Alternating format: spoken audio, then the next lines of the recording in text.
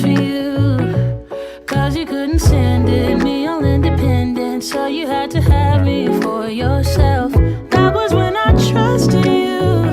When I could add up 2 and 2. When you promised we'd be together, you, me, forever. Now there's nothing left to lose. And though I understand it's hard sometimes to make up your mind in these trying times, yeah, I just can't accept you leaving me when I'm overseas with the heart so heavy. Think that I deserve the truth for once, not a guilty tone, cause you're not alone, yeah. You said you wanna come home, but I know you don't. So this time I won't hear it on the phone. If you got something to say to me, then say it to my face. What it's all about, why you're bailing out. Think you owe me an apology. Just say it to my face. You're sorry. You're so sorry. You're so sorry.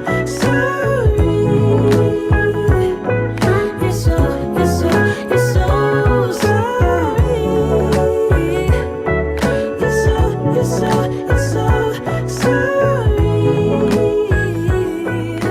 Say it to my face. You're sorry.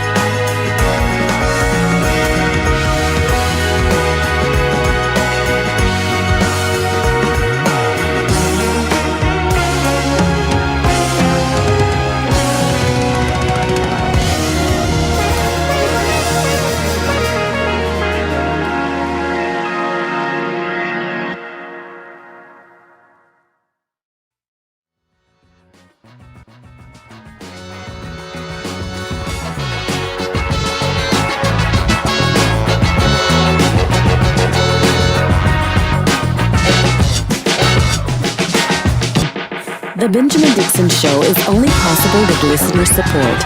Go to www.patreon.com/The BPD Show.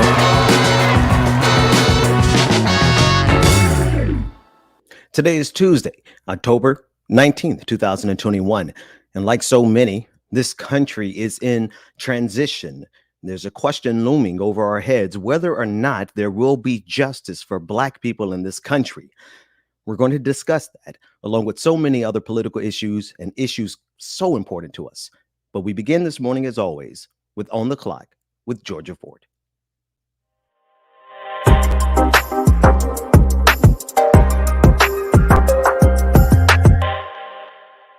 The 3 men who are charged in the death of Ahmaud Arbery is currently underway in Georgia. This after we learned that the prosecutor who was formerly overseeing the case has also been indicted. And so we'll go probably a week or two through jury selection. We've heard about 600 people have received notices to serve on this jury. And we expect that the prosecution and defense are going to pick through these individuals, person by person. I want you guys to take a look at recent coverage on this trial.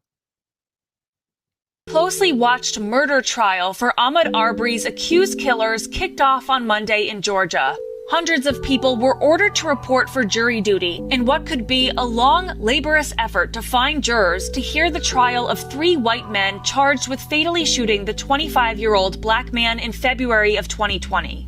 Gregory McMichael, his son Travis, and their neighbor William Bryan are facing state charges including murder, false imprisonment, and aggravated assault. The defendants have all pleaded not guilty. The McMichaels say they suspected Arbery was a burglar and acted in self-defense. Arbery was unarmed and out for a jog in the neighborhood when the men chased him in their trucks and fought him before ultimately shooting him. The release of a graphic video of Arbery being killed prompted the state legislature to make significant changes to Georgia criminal law, including passage of the state's first hate crime statute. I do think that Ahmaud was murdered because he was black. He was jogging through a predominantly white neighborhood and he was targeted. Do you believe that you can get a fair and impartial jury in that area when there's been so much publicity in the case? Are you worried about that? Yes, I have my concerns, being that the jurors will be picked from this community, but I'm hopefully that we'll get the right people in the right place to make the right decision. Now, Ben, I know that we followed the Chauvin trial closely, and this is a little different because this isn't a case where you had an officer, right? This was 3 individuals who claimed that they were trying to make a citizen's arrest. That's right. Right. But nonetheless, it's a case of injustice. Right. Are you concerned about the jury selection, about this trial as well? Oh no, absolutely. One thing this country is prolific at is getting away with murder, specifically the murder of black men and women. And then the fact that we are in Georgia, and the fact that these men, one of them, the father in this case, was a former police officer, or is rather a former police officer, and that is how they were able to circumvent justice for as long as they did. And so I do have great concern, grave concern over whether or not we will get justice in this case. And more importantly, Georgia, what are we doing to prevent the next vigilante killing of black people? Yeah. Yeah, I mean this case reminds me a lot of Trayvon Martin. Mm, These 3 men taking matters into their own hands. And so I do also think it's going to be an examination of the current laws there, right. what laws currently exist that allow people to act with the authority of law enforcement. Yeah. I feel like those are outdated, and hopefully whatever grounds for self-defense, because all 3 men pleaded not guilty. So Mhm. whatever grounds of self-defense I think is going to be backed by whatever legislation is enacted in Georgia that would allow these men to That's right. act as though they were law enforcement officers, That's right. similar to what we saw with in Trayvon Martin. In that situation, you had George Zimmerman who used the stand your ground law. Um, so this is going to be an examination of the law, and hopefully That's right. bring to light some overdue changes that Right. are needed. Right. And it's also going to be an examination of the criminal justice process and the jury selection process. And we're going to see how the defense attorneys are going to and this is their right, of course, to get a fair trial as defendants. But what's fair for white men in this country is decidedly different than what's fair for the rest of us, because we're going to see all of the jury reflect and look exactly like the peers of the defendants in this case, who are the men who ultimately killed Ahmaud Arbery. And I think that as we examine the time we're in, and because Ahmaud Arbery, when we learned that he had been killed, Yeah, um, it was quite some time after the incident actually happened. that's right. And it, I feel like, was also a part of that week or two where the nation, it was like we learned about Ahmaud Arbery, we learned about Breonna Taylor, and Yeah. then we witnessed the murder of George Floyd.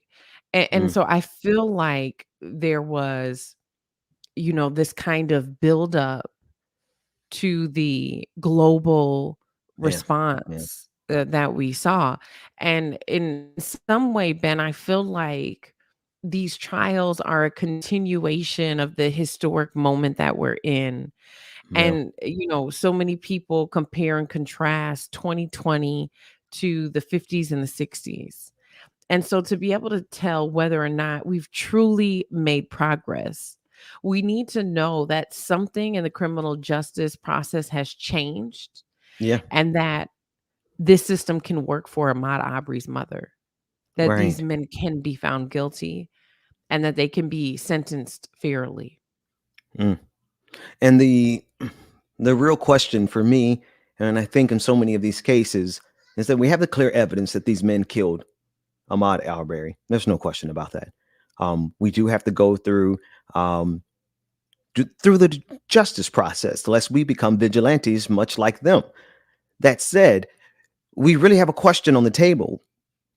Are we going to allow mm, the unjustified fear of Black people to continue to be an excuse for killing us?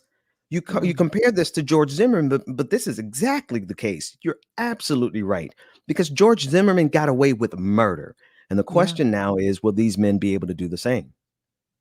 What I will say, what was completely shocking when I learned that the prosecutor was being indicted and that there That's had been right. some evidence to show that McMichael was a former employee of hers and that she did what she could to avoid him being arrested.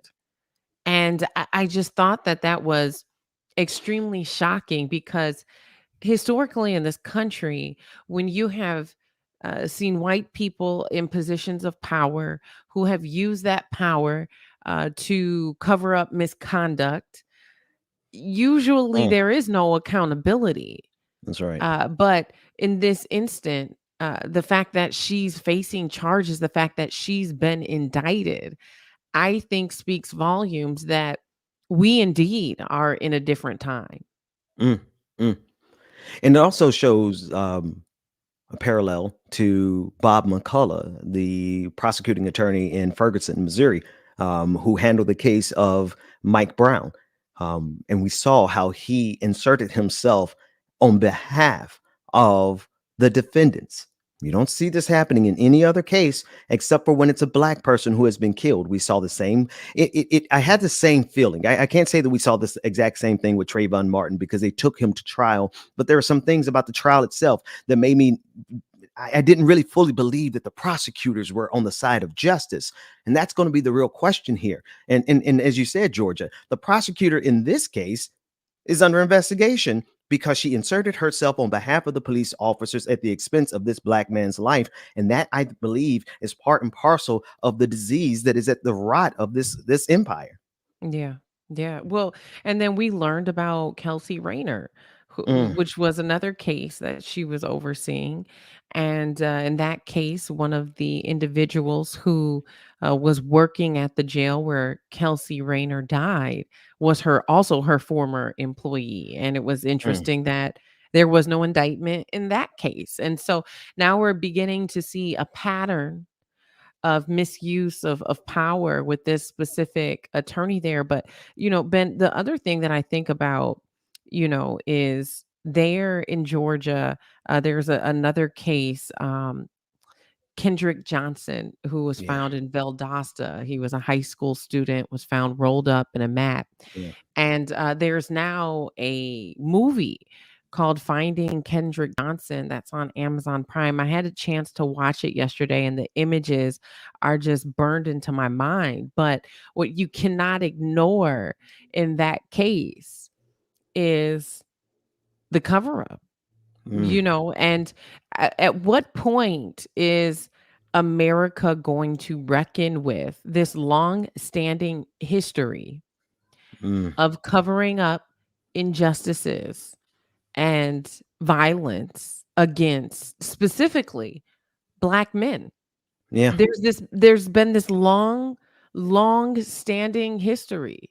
I mean, even they drew the parallel in this documentary to Emmett Till Mm. and how he was accused by a white woman of, he whistled at her, but we found out 70 years later as she recanted her accusations and said that they were lies. And so our country has this long standing history, so many examples Yeah. of cases Yeah. that just appear to be covered up. Yeah. That's because this country has a vested interest in the continuation, right? It's been a long-standing vilification of Black people, Black men specifically, most certainly Black women too. This country has a vested interest in maintaining that fear of Blackness, and the fear of other. Right? We see very similar parallels with other marginalized communities that are always lifted up to be the boogeyman. But in our case, it ends with our death, because that is the justification that gives that police officer in Ohio the ability to pull up on the scene of 12-year-old Tamir Rice, and without even ascertaining anything, within 2.7 seconds, executed a 12-year-old Black boy. And that's because this country is used to viewing us as as monsters, and they're maintaining that image. Yeah. It breaks my heart continuously. Yeah. Ben, I know that you've been tracking another story this morning. Yeah, no, I do believe that all these things are connected. We're following the committee vote that is to occur today, whether or not Steve Bannon, the consultant, the advisor for Donald Trump, he is I would consider him to be the henchman behind the American version of this global right-wing reaction movement that we're seeing. And to put that into simple terms, that means all of the fascists around the world are uniting, Georgia. All of the reactionaries around the world are uniting in their opposition towards progress, towards modernity, all together. And definitely against marginalized communities, and that includes the Black community. Well, there's going to be a vote today whether or not to hold Steve Bannon in contempt as it pertains to his unwillingness to testify with regard to January 6th.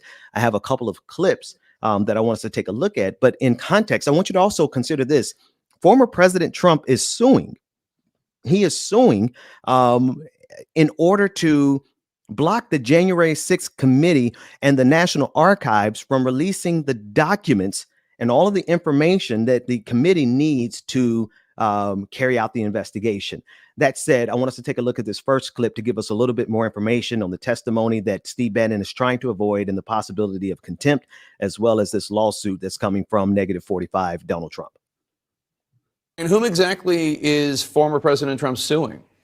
So, Jake, in this filing that just crossed in the D.C. Circuit Court, the former president has filed a lawsuit against the January 6th committee and the National Archives in an effort to keep secret a whole tranche of documents that the committee is looking for in regards to their investigation as to what happened on January 6th and what potential role the former president may have played. And so that was a clip from CNN and Jake Tapper, just kind of outlining the underlying thing that's happening here in Georgia. And so as we are trying to get progress towards better understanding what happened on January 6th, the former president, -45, is doing all he can to block it. Now, I want to give a couple of more details as it pertains to Steve Bannon. In this next clip, they break down the possibility of him being held in contempt. Let's take a listen in. Probing the deadly January 6th assault on the U.S. Capitol, said on Thursday that Steve Bannon had refused to cooperate with its investigation and that it would convene on Tuesday to vote on holding the longtime Trump advisor in criminal contempt. Bannon had been subpoenaed to testify before the January 6th Select Committee. It wasn't a surprise, though. Bannon had told the committee that under guidance from Trump, he wasn't going to show.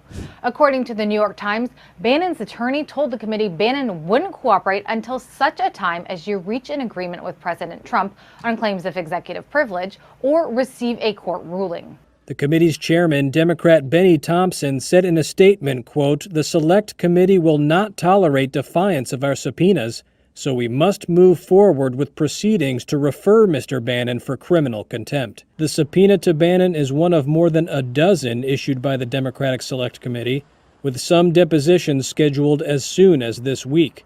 It was not immediately clear whether any former aides to Donald Trump would appear after the former president urged them to refuse to cooperate. 3 other close Trump allies, Mark Meadows, Dan Scavino, and Kash Patel, have received similar subpoenas, but the extent of their cooperation was unclear. The committee will vote on contempt charges for Bannon next week. If then the House approves the charges, they'll go to the Justice Department with the recommendation the DOJ pursue a legal case against Bannon. Anyone who's found guilty for contempt of Congress is then guilty of a crime that could result in a fine and up to a year behind bars. Now, to be certain, Georgia, even if we get as far as actually holding Steve Bannon in contempt, I doubt very seriously that he will get that maximum sentence of a year behind bars. But they are playing a game of chicken with this committee because they understand the culpability that not only Donald Trump has, but I would argue the entire Republican Party has with the terrorist attack on January 6th. Yeah. Well, and there's always the parallels. The misuse of power. Here you have individuals, even looking at Trump, who, had the highest seats in this nation. And he absolutely misused his power. And now what we're seeing here with this investigation and people who are trying to avoid coming forward with information and ultimately what they're trying to reveal here is who organized this. Right. This wasn't just something that everybody just showed up just sporadically at the same time. There was organized communication that happened for these individuals to show up on January 6th and trying to figure out who sent the orders, who gave them those marching orders to go storm the Capitol. That I think right now is really what this investigation is about. But what we're seeing is everybody is trying to avoid accountability. Everybody's trying to sweep this under the rug and minimize this.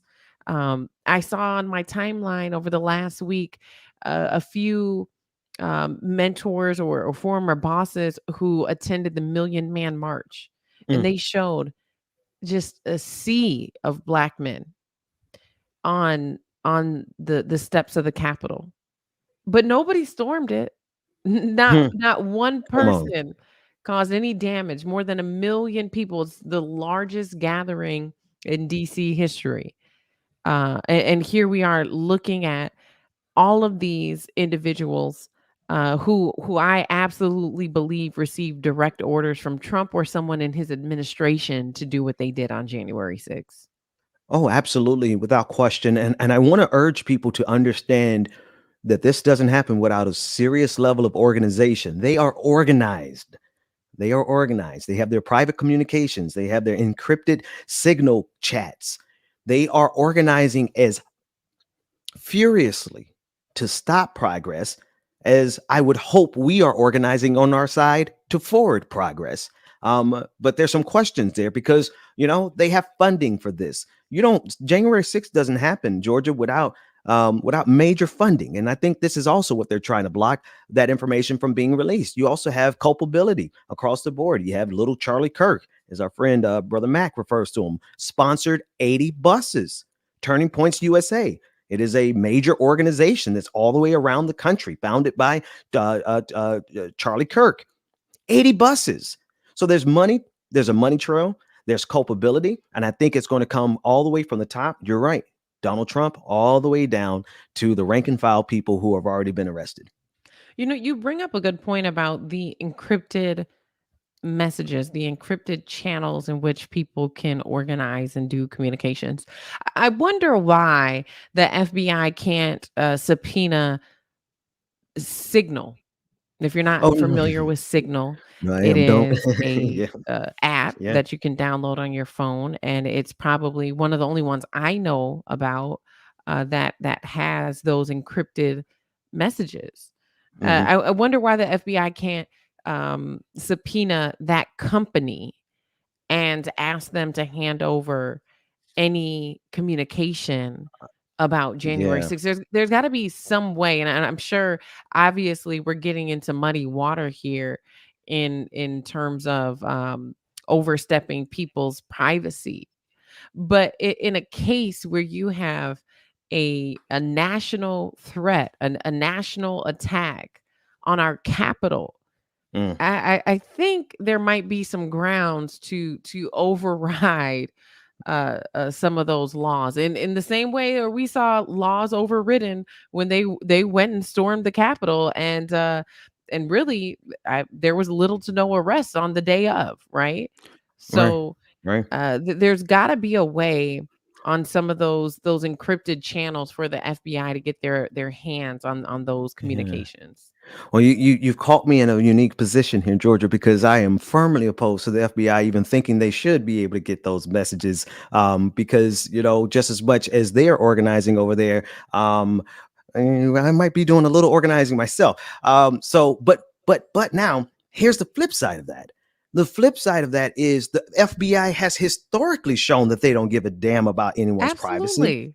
The COINTELPRO has infiltrated the Black community. I mean, we even have a new iteration, COINTELBRO, where you have white infiltrators of the progressive movement, right? So the FBI is very capable of doing it, but I am loath to give them any license to do it because whenever it is done, it has historically been brought down on the backs and the lives and the They necks of don't Black have people those boundaries when it's at Black all. organizers. At We've all. seen them throw away the rule book, even with the latest movie about MLK, Mm. where you see J. Edgar Hoover following him and tapping his phone lines and doing all of these things. And so while I agree, on the other hand, it frustrates me because we've They done it seen to them us. do away with these boundaries before, but Plenty of only time. when they're investigating someone who looks like you and me. Hmm.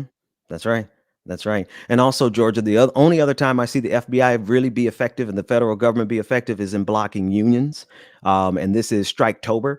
Coming up in the next block, we're going to be speaking with Mike Elk. He is a union reporter with the Payday Report. And we're going to see all of the actions that are taking place around the country. It is a beautiful thing to see all the strikes that are taking place on behalf of workers. And then we can expand the conversation because we'll see also there's an intersection the government loves to get involved in the communications of union organizers. So we'll discuss that a little bit today at the 9 o'clock. I'm sorry, at the 8:30 hour. Well, and before we move on, I do want to take a look at Texas and Florida banning the vaccination mandate. We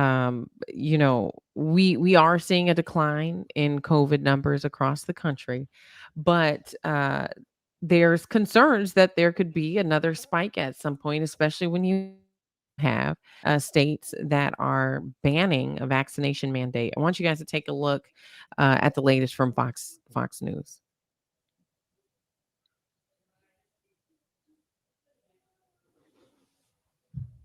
I believe, if I'm not mistaken, we have Mhm. one of the governors from those states representing and explaining more about why he decided to make that ban on the Where does vaccination this mandate. end? We're talking about a federal mandate for a shot. As you know, there's waning effectiveness of these shots. Are people going to be required by the federal government to take a shot every single year for the rest of their lives? Americans need to come to grips with the unconstitutional overreach by the Biden administration. And so calling it a constitutional overreach.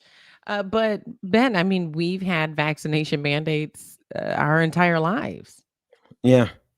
Georgia, this is peculiar to me because we are dealing with a series of governors who are executing their part in a much broader plan. You cannot tell me that in the midst of a global pandemic, the likes we have not seen since 1918, that the irrationality that we're seeing in Ron DeSantis in Florida, Tate Reeves rather in Mississippi, Greg Abbott in Texas, and the governor from Alabama, all Republican governors doing everything that they can to ensure the maximum amount of deaths occur. Because to oppose a vaccine mandate, which you are absolutely correct, which is something that no one can go to public school. You can go to any school without getting vaccinated. This is not constitutional overreach. In fact, it is part and parcel of the responsibility of the federal government to ensure the public health. That said, why is it that we have such an organized effort by Republicans to kill as many people as possible with COVID-19? Mm. Mm, mm, mm, mm. You know, there are some places that are up to 90% vaccinated rate, right? More than 90% of their population in some states have been vaccinated. And the amount of deaths down, the amount of infections down. And so when you look at the numbers, it has just been proven that the vaccination works. That's right. And so, you know, if you need to get a booster, I mean, you got to do what you got to do. But Right. the fact that we're hearing from Abbott, the governor of Texas there, saying, you know, we're going to have to get a shot for the rest of our lives. I mean, what do you If you want? want Do to you want live, people to keep dying? Do you yeah. want our children to keep dying? Mm, I mm-mm. mean, it's just this entire pandemic has been so frustrating because you've truly been able to see people's privilege and power. The only people who are saying things like that are those who have the privilege to do so. Mm, mm. Absolutely. And the savagery to do so, because death is pretty permanent. If I have to take a booster shot every year for the rest of my life in order to keep living, sign me up. Greg Abbott will be in that line too, but he wants his constituents to not be in that line. I really just need people to understand that this is a concerted effort. You don't get to 750,000 deaths in a pandemic when we have a vaccine unless there's an organized effort to maximize it. And we see the same talking points from governors. We see it at the organizers, the people who are at these town hall meetings and the school board meetings across the country. There's money and organization. And I think what we're going to find, Georgia, is that there's a huge overlap in the talking points in the conversations and the investigations into January 6th. There's going to be a huge overlap with You're the reading same my people who mind are pushing here. this. You're reading my mind. Yeah. Because I was gonna say, you know how you have a group chat, right? I think that what we're seeing play out with COVID-19 is still in that same group chat that started Mhm. before January 6th. That's And right. it's just now morphed and evolved into this attack on vaccines and mask mandates. But it's the same folks. And you know what, It's the Georgia? same folks. The same folks who are there talking about the thin blue line, the same folks who are there opposing the case for Ahmaud Arbery, justice for Ahmaud Arbery, the same people who think that Black lives don't matter. Those are the same people in that exact same group chat, and they're the same villains throughout this entire narrative. With that said, we are on the clock, but stick around for more on the Benjamin Dixon Show.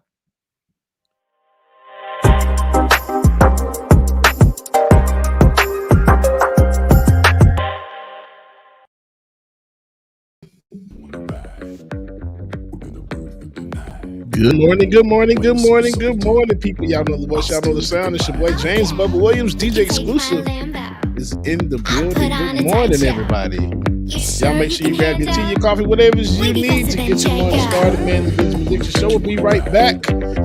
So stay tuned. Good morning. There we go, y'all. Good morning. I'll still think about it. We can take my lamb out.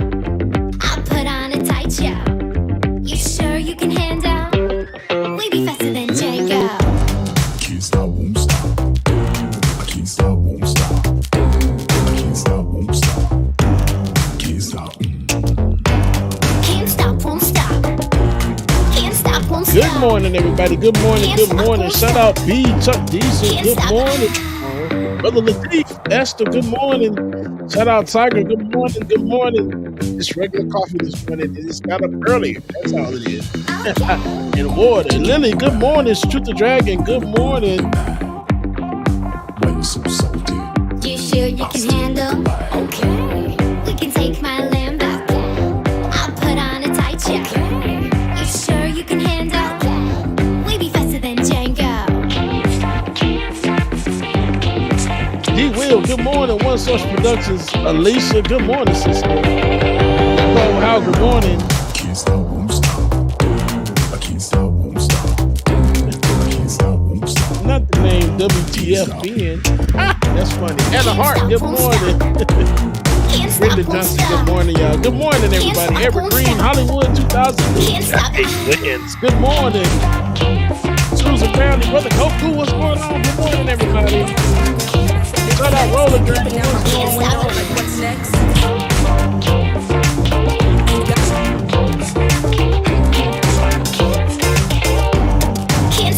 Yeah, Hustler, good morning. Mike Al, good morning, sir. Christopher Shaw, Absatov, good morning. That was Magnetism. Can't Stop, Won't Stop by Magnetism. Y'all stay tuned, man. We got more coming up next. My world has come together, and maybe I just wanna let it shine. Infinite Content, what's going on, brother? Matt Colonel Lyons, good morning from Alaska. Shout out to Alaska in the building this morning. Stepping on next. Little daddy, cashing big checks. I bought the whole block out, now that's a big flex. Peeping out my Uber window, like what's next? Got new levels and new devils out the wazoo. Ain't no worries, life gets better when you find you. And if you mind you, peace will abide and hide you until it's time to start anew.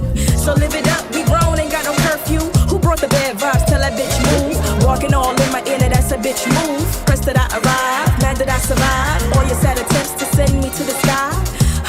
But I've been in the wind, been had wings, I was always this fly.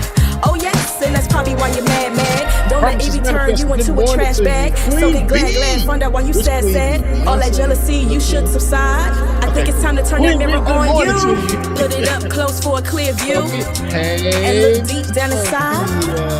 And soon you will find a pretty soul that needs more shine.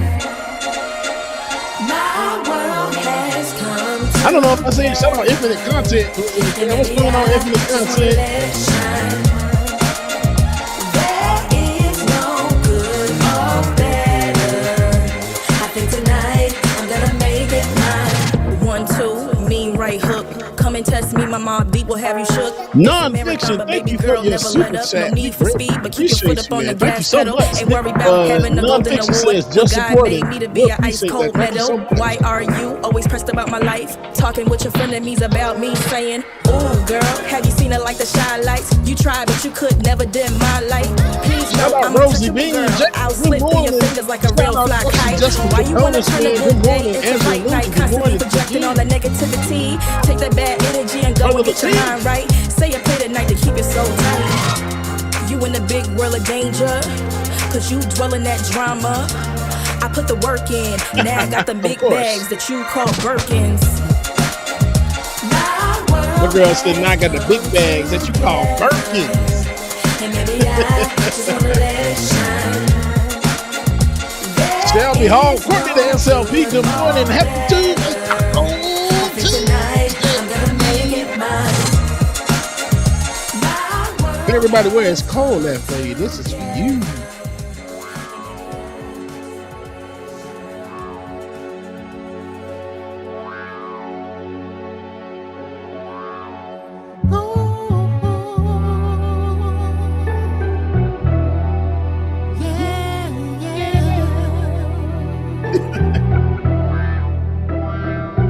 He's mad and he's taking it to the streets, just doing what he's able in the day to provide for his family and put food on the table. Hey. It's cold outside. Yes, it is cold outside. Make sure you get your coat, your blanket, your jacket, whatever it is you need to put your ass on this morning. I remember remember vividly, etched in my mind like filigree. Nick's Dragon Visions of a Daddy, what's gritty going street, on? living so Looks my some kid more, can some eat. good I'm chilling morning. deep at the hideout, that's my vicinity. The phone rings, the Good voice morning, says it's Q. ready for Somewhere, I know he delivery. watching The somewhere. package, Love you. the Good message morning, clear my Q. head like antihistamines. Time to do my job, consider me the Mom man and of Daddy, mystery, I the hope secret y'all pop agent. in the And chat. you, the boss, is Somewhere, known to it's be cold impatient. She outside. need the Good morning, Mom package. and She Daddy. says Love it's so y'all. close she can taste it. I saw the look in her eyes. Let's break I was hot take. unsurprised. It Ain't is nothing cold. new. Marlon Already Wynn, good been morning. through this 100 times. She can't settle. Hunger strong enough to smash metal. So I slide in the driver's seat and mash the gas pedal.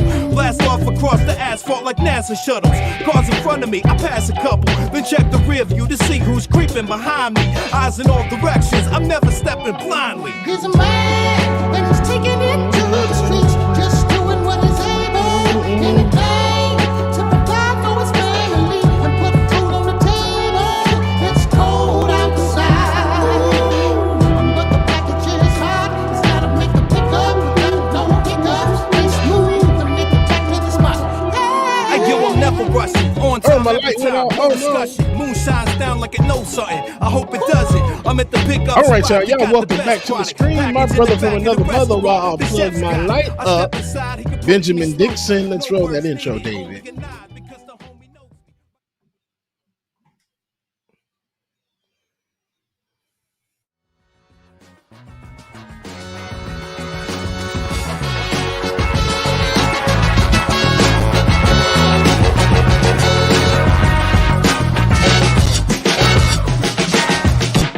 The Benjamin Dixon Show is only possible with listener support.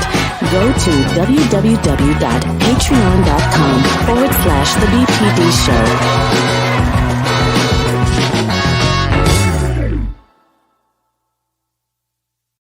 Show. One James DJ exclusive as always. How you doing this morning, brother?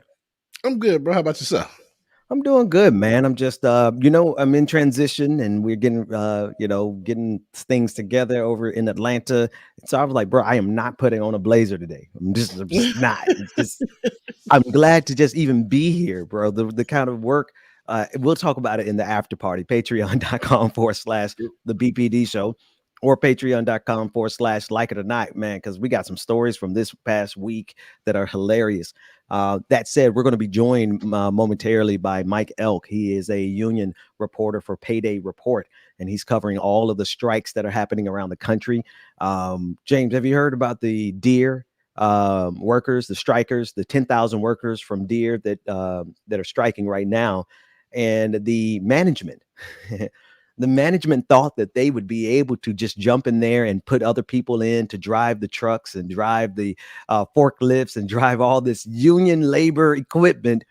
And within the first 3 hours, they had to call 911 because, and I think something caught on fire. It's just it's the absurdity of disregarding the critical value that workers play in our system that management is getting a little taste of this week, or rather this entire month. So solidarity with workers all across the country and all across the world, to be quite honest with you, James.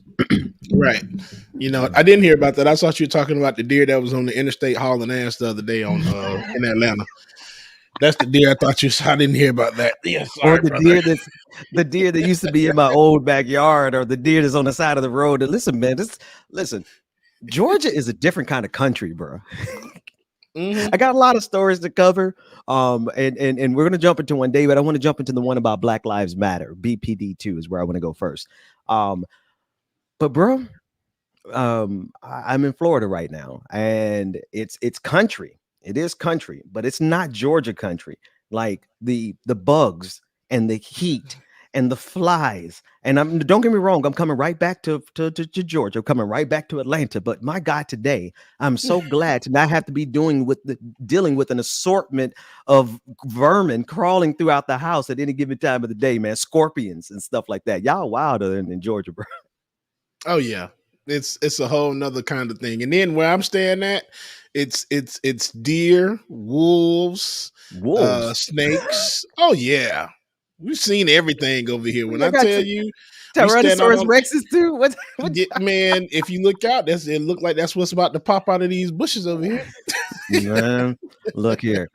Stranger things have happened, including these end time conspiracy theorists How'd you like that transition? These end time conspiracy theorists, Tom Horn, says that Black Lives Matter activists are using, quote, satanic energy in order to overcome the Christian influence in America, adding that they literally want to bathe in the blood of Christianity and of believers. I didn't know you wanted to bathe in the blood of Christ. I just wanted to, bathe in some rose petals like on Coming to America. I didn't really want to bathe in the blood of Christians, man.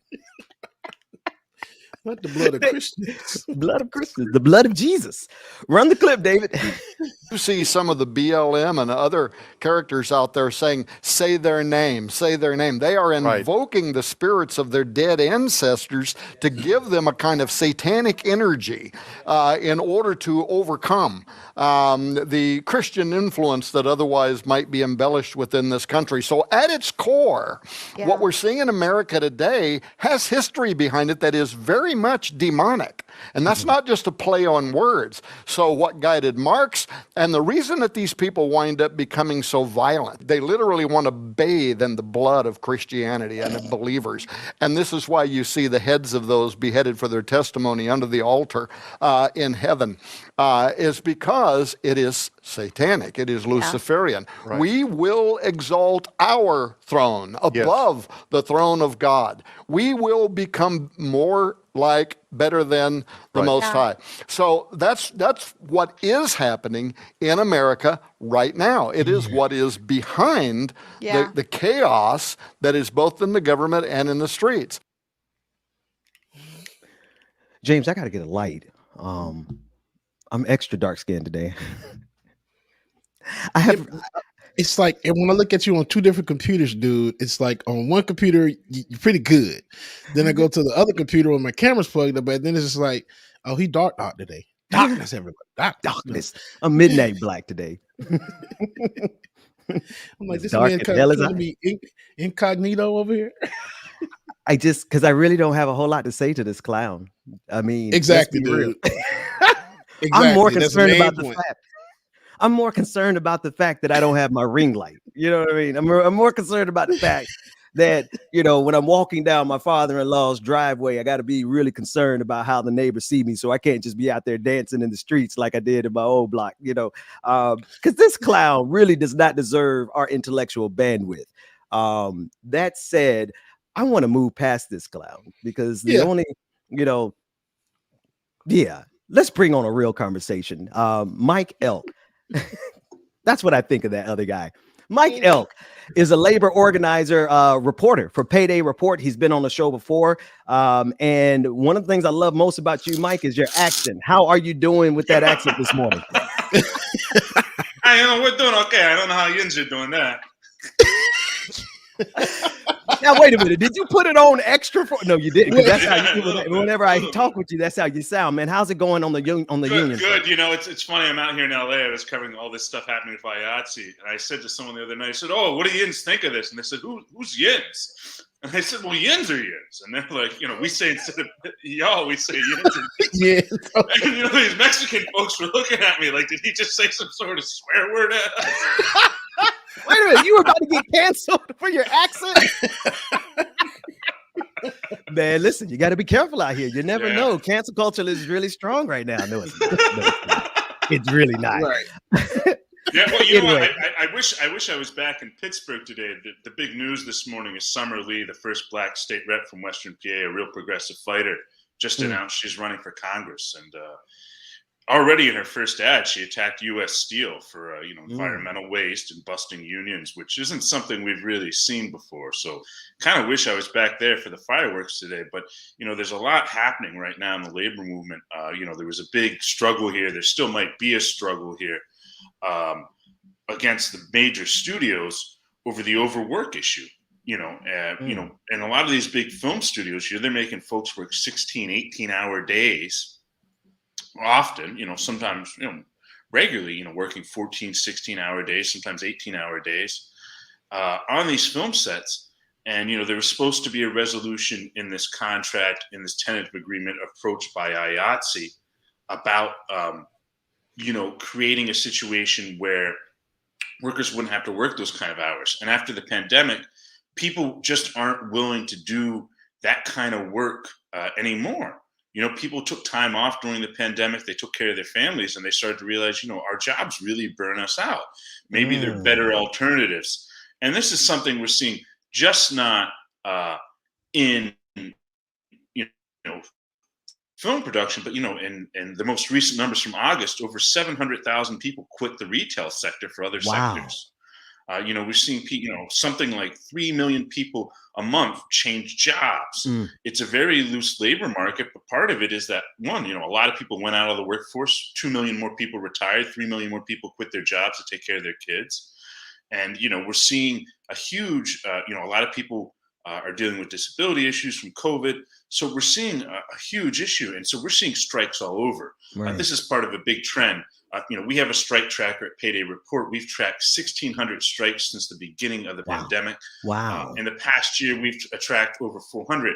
And that's what we know about, because oftentimes we'll find videos on TikToks of kids, doing like roll out of a McDonald's. And we'll be like, we want to put it on the strike tracker, except y'all should have tagged the McDonald's in here. Yeah. So that we could figure out the address. We don't know where this place is. So, So that's one of our criteria. Mike, let me jump in there, because this is Striketober, right? And I think a lot of people just would not know, though. If not for the deer strikers, 10,000 of them striking this week and bringing this level of attention to it, I don't think people would know about any of the strikes that are going on. Why is it that the average person, who they themselves probably could very well be involved with something as simple as and it's not even simple, organizing your McDonald's, do that and walk out, do what you got to do. But why is it that people who would participate on that, they would not know that there's a broader tapestry of strikers happening all around the country, like you all are tracking at Payday Report? Well, because there's not really many labor beats on reporters on the beat anymore tracking this stuff. So, it goes by the wayside. But not only that, I think the big issue right now is that, this has really captured the public imagination. There have been strikes at places like Nabisco and Frito-Lay and Kellogg, and now John Deere. Those are big name brand companies. But every day we're seeing retail workers walk out of their jobs, even without the support of unions. It's just the way that covering the labor movement happens is, you really have to be paying attention to a lot of little struggles in a lot of workplaces. Maybe, like 7 or 8 people in this workplace here, 8 or 9 people in that workplace here. And unfortunately, that's not the way the media is set up. Now that there's these big name brand household, Americana names like Kellogg and John Deere and possibly the Hollywood studios, now, the media is really, really paying attention. Good. And it's been, quite fascinating as I'm even sitting here watching, the Striketober clips come up, to see the media and to see, mainstream outlets say American workers are on the march again. I'm like, wow. Yeah. No, it's an inflection point, Mike. I think we're in an inflection point in this country, and I think you pinpointed the exact cause. I think the American people expected the American government to do a whole lot better by us during this pandemic. And when the people realized that we were on our own, they said, fine, we know how to handle this. We don't have to work for you. Not during a pandemic. We don't have to slave away at your slave wages. I want to play this first clip, and it's from the Recount. They're doing great work. This is the second clip that we played from them directly today. So I want to make sure we give Recount a shout out. But here's pretty much a summary, if I'm not mistaken, David, of the different strikes that are happening across the country. Let's take a quick look at that. At Striketober. 10,000 employees of John Deere, members of the United Auto Workers Association, are on strike. Memphis Kellogg workers plan to strike today. The union representing film and television crews says its 60,000 members will strike Monday. Workers at Heaven Hill Distillery are now in their 4th week of their demonstrations. Local Iron Workers Union is looking for better benefits and higher wages, and now they're walking the picket line to prove it. St. Vincent Hospital reportedly declares an impasse on negotiations in the hospital's months-long nurses' strike. Coal miners in one community have been pushing for better wages and benefits. They've been on strike now for months. In California and Oregon, 24,000 nurses and other healthcare workers at Kaiser Permanente voted to authorize a strike over pay and better working conditions. We are now in day 18 of the RTC bus driver strike. Mike, workers of the United States unite. Yeah, and it's at a point now where people feel like they have a lot of advantage, that, employers are scared. I'm going around downtown Pittsburgh and I see bars with signs in their windows saying they'll pay people a $500 hiring bonus if they stay a month.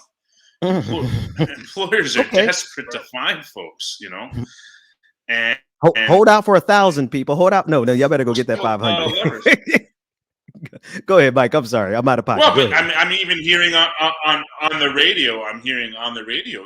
Amazon is now offering $1,000 hiring bonuses, and they're claiming that they're raising their wages to $18 an hour. And we're seeing CVS raise their wages and PNC Bank. And I think after the pandemic, we had 700,000 people die. Right.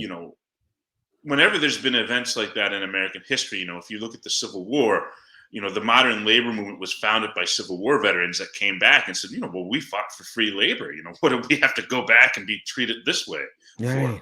Right. And if you look at World War II, which, 1946 is a record year in America for strikes when people came home from the war. After any period of mass sacrifice in American history, there's always been a period where folks have demanded a lot more. And I think this is certainly going to be one of them, because so many folks, we have an interview coming out with Boots Riley, and Boots Riley said to me that the biggest mistake the ruling class ever made was coming up with the phrase essential workers. Shout out to Boots Riley. I would love to get him on the show. Please tell him that despite the flash and all the veneer, we pretty much are in solidarity, complete and total solidarity. Tell him to come on the Benjamin Dixon Show. Now, that said, I have one more clip, Mike. I want you to take a look at before we get out of here, because you actually set it up already. It's the film workers who are striking, and I mean, there's plenty of stories of what's happening in the film industry in Georgia that has one-for-one analog with what's happening in LA. Let's take a look at that clip. Hollywood narrowly averted a strike that could have shuttered film and TV productions across the country. Union negotiators at the International Alliance of Theatrical Stage Employees struck a deal with the major studios Saturday afternoon, just over 24 hours ahead of a deadline that would have prompted the shutdown. From a broad look at this deal, the tentative agreement includes wage increases for people on the bottom of the pay scale, along with those involved in streaming. Plus, it addresses meal breaks and longer rest periods between workdays and on the weekend. IATSE members will be given a fuller breakdown early this week, and then they'll vote on whether to ratify the agreement. The tentative agreement provides a 54-hour weekend and 10-hour turnaround time between shifts for all workers on all productions, as well as retroactive wage increases of 3% annually. The contract must still be ratified by the membership, which likely will not occur for several weeks at minimum, if not a couple of months. IATSE leadership is characterizing the deal as a success. The workers, however, seem to disagree.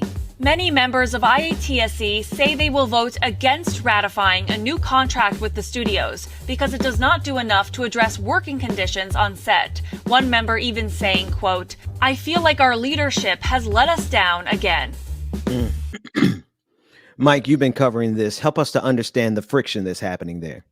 Well, the pension plan of IATSE was in a lot of trouble. And one of the things that, instead of agreeing to limit the overtime hours, which was the main concern of the strike, now the studios simply have to give people a 10-hour break. So they can work you 18 hours and then say, oh, great, after working 18 hours, go home, lay down, try to get some rest, and come back in another 10. I mean, that's outrageous, 8-hour day, people fought for that, That's right. And, it's outrageous to think of that kind of deal. But, what it is you have, a certain type of company unionism here. And so we're seeing a mass outpouring of opposition to this contract. You have a group on Instagram called IA_stories, which is a big rank and file group of 160,000 followers. And they've come out against the deal. And in many ways, I wrote to our readers last night because we're trying to get more funding to cover these wildcat strikes. I wrote and I said, it reminded me heavily of West Virginia teachers' strike when the union came back with a deal and workers said not enough. Now, it's going to be interesting to see what happens. There's already talks of wildcat strikes. There was a pre-planned wildcat strike tomorrow against Netflix over the treatment of some trans employees there who've spoken up against Dave Chappelle. They were retaliated against after airing some concerns about Dave. That's going to be interesting to see what happens with that, and what kind of other issues pour into this, because obviously they're taking a very intersectional approach. And then on top of that, it's going to be a long ratification process. Typically, when you get a union contract, they try to bring it back to the members to vote on whether or not to ratify it within a week or two. That's what happened at John Deere. Initially, the UAW, the union leaders, wanted the workers at John Deere to accept the contract, and they voted overwhelmingly not to accept it. And they told the union leaders they want to strike anyhow. And so I think we're seeing a movement very similar to the beginnings of the Red for Ed movement 3 years ago, where people are being a lot more militant. People are much more connected to other workers. I mean, I'm in a lot of these union Facebook groups, and workers from one plant will talk to workers from another plant. And we're having those kind of cross-movement dialogues that I don't think we would necessarily be able to have even 10 years ago. And that's a lot of what happened during the teachers' strike, when teachers from West Virginia helped inspire teachers from Oklahoma and Arizona. Right. That was a good time. Yeah. Oh, yeah. I had a great time. We flew all over there. And so we're out in Mike, Hollywood this week talking to folks and figuring out what's going on. Let me jump in there only because we're coming up at the end of the hour, and I want to dovetail the conversation and make sure that there's no disconnect, because we speak unapologetically about Black issues, and I see no separation between workers' issues and Black issues, because when I drive through the I-10 corridor through the South, I see nothing but manufacturing plants, car manufacturing, the Kia plant. You go in Jackson, Mississippi, you got the Nissan plant, and you got in Georgia, you got the Alabama, the Bamazonians that are in Alabama. You got Amazon plants everywhere, and all of the people working in these plants, everywhere I see in the South, they're all Black. So would you just tie in that the connectivity with a few moments that we have left, because I just don't see a separation between workers' issue and Black issues, because Black folks are workers out here. I know you're a white man, but I'm pretty sure you're adept at speaking to that. Well, I'm Jewish, so there you go. Asterisk there. There you go. Asterisk on white. But anyhow, I think unions, people forget they're not about wages, they're about respect, right? And if you look at the numbers, African Americans are twice as likely to support unions as white Americans because of the issues of respect on the job.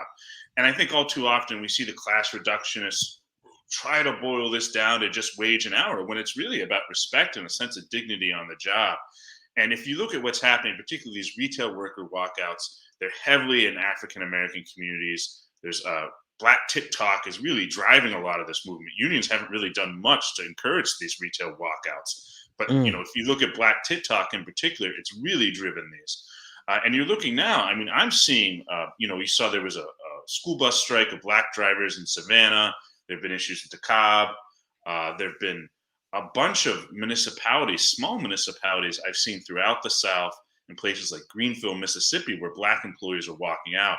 And I think, if you look at what happened with BLM, and I think BLM plays such a big role in driving this movement. And we've shown that, the month after George Floyd, there were over 600 strikes in this country in 1 month. And, we're looking at 400 in the past year. So I really think, one lesson for the labor movement to really learn is we really have to do more to encourage, striking over race. I mean, last summer when there were the NBA strikes, I thought, there's going to be this huge ripple effect in all these other industries. And the labor movement did nothing to sort of say, hey, let's walk out too with the NBA players, That's right. Like all the other sports. And so I think, now like the John Deere story, you look at it, I mean, there've been 700,000 retail workers quit in the last, in August, right? There's 10,000 John Deere workers on strike. It's 10,000 white guys in the middle of America. That's a narrative they really like a lot, at a name brand company. But you're seeing far more than 10,000 Black workers walk off of retail jobs every month. So it goes to show you how things are being covered. There it is. Wow, I had no idea how important that last question was going to be, because therein lies the solution. I've got to find these Black TikTokers who are striking, and we want to bring them on the show and make sure that we put forward the narrative that this is being driven by Black workers who are just saying, hey, this is technology and we have the right to be respected. Mike Elk, Payday Report, Union Organizing Labor Reporter. Thank you so much for all the coverage that you're doing, man. Thank you for having me on. See you later. All right, take care, man. Listen, DJ Exclusive, we're going to take a quick break. When we come back after this, we're coming back with Rebecca Azor and Like It or Not. And I'm sure I'm looking forward to hearing, like it or not, it's about to go down. James, it's in your hands, man. Get us out of here. Can't stand you, man. Y'all make sure y'all stay tuned, man. We got more show coming up next. Rebecca Zor's coming up next with Like It or Not. Y'all stay tuned. Good morning again, everybody. Get your coffee, your tea. Get your coffee, your tea, your beverage, your food, whatever it is you need. Get your morning started. Like we're not coming up next. Y'all stay tuned. Every day is just the beginning. Take it to the bank, now I'm winning. Oh. Call me crazy, tell me lies. It won't stop me, watch me rise. No more anchors holding me down. All I need is more. One more hour, one more minute. One more chance for me to win it. Yeah. Good morning, Mom and Daddy. Get in, man ain't saying nothing to me yet. And I know some stuff. Anywho, good morning, Mom and Daddy. I know you out there somewhere watching this show. Good morning to you if y'all not sleeping. Every mountain, keep both eyes on the top, on the top. And nothing's gonna tell me to stop. Oh, push me through the fire. All I'm gonna feel is the heat burning underneath of my feet. Tell me lies, it won't stop me, watch me rise. No more anchors holding me down. All I need is more. One more hour, one more minute. One more chance for me to win it. Every time I try, I catch it. I know how to make it happen. Oh, y'all, I forgot to tell y'all. Good morning, Mama. Probably she popped in there and said something. Hey, y'all, I told my doctor I heard a little buzzing. But she said it's just the bug that's going around, so it's okay.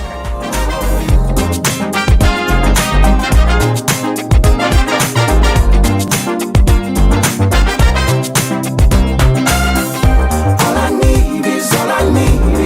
need is more. And for Halloween, a witch's vehicle goes broom, broom. All I need is more. All I need is more.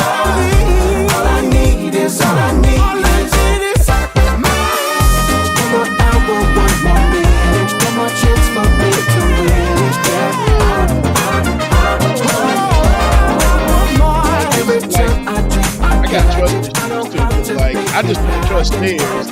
They're always up front.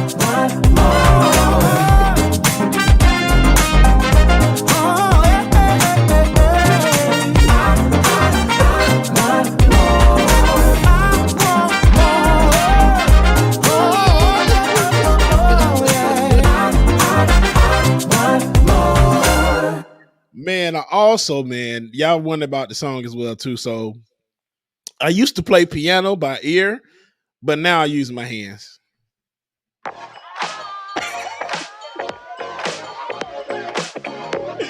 Good morning, y'all. Y'all make sure y'all stay. I got an appetite. Let's bake ourselves a treat. Y'all. What you've been mixing, serve it up the way you please. I love the way you shake, you stir, you heat, you squeeze. So thick. Push up and butter me. Starshine Sun Dragon, you already know it's Starshine. Get ready, it's about to go down. We don't need a recipe. With that cream, baby, pour that sweet on Must me. be good. Baby, shade up, we can cook up, we can stop, and we cook just you. Y'all is stupid. With that cream, with that preheat this oven up like 5,000 degrees.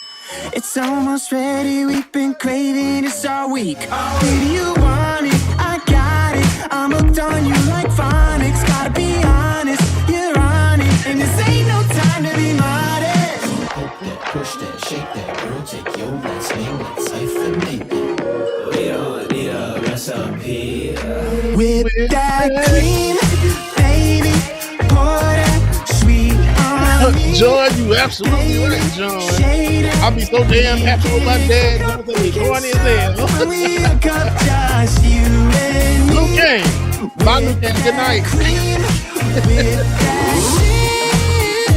Yeah, Miss Little Miss, good morning.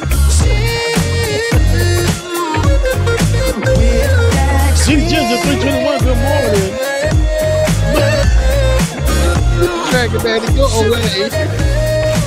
Hey, y'all. Also, my boss told me to have a good day. So I went home. The hell? We can cook up, we can stir up when we hook up, just you and me with that cream. With that cream, baby. Pour that sweet on me, baby. Say that we can cook up, we can stir up when we hook up, just you and me with that cream. Well, we go get a song ready here. As we still waiting for Rebecca, y'all make sure y'all stay tuned.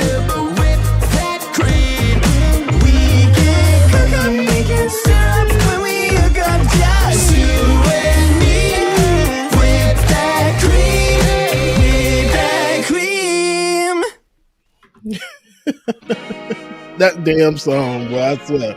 Y'all stay tuned. Rebecca is joining us momentarily. I'm just waiting for her to say she here, and I can go ahead and drop this song for these little 2 minutes and get her done. Somewhere on the sea, it got a little longer, so it seems. All right. I burned out, so to speak. Now come a little closer. I feel a little light in the light track. All right, y'all. Y'all know what time it is. Let's go ahead and do the damn thing and get the show started. So here we go. Yeah. I still got to trim this down. Y'all know what time it is. Good morning, y'all. Get your coffee and tea, drink whatever it is you need. It's time for Like It or Not, y'all. 9 a.m. to 10:30, yeah. Like it or not is on your channel, yeah. Politics and culture, industry, change game like we're supposed to, yeah. Interviews and all the news, we get to choose what gets the views. Like it or not, with Queen Azor, it's starting now, so stick around. Like it or not, it's going down. Like it or not, y'all stick around. Rebecca Azor is coming through. You know she got a good story for you. Oh, Benjamin, that's my dog. This is his show. He's a politics bro. I am your DJ. DJ exclusive. XOXO Bob. My gosh. Rebecca, that's rude as hell, girl. I stay dropping them jams. Like it or not, it's going down. Like it or not, y'all stick around.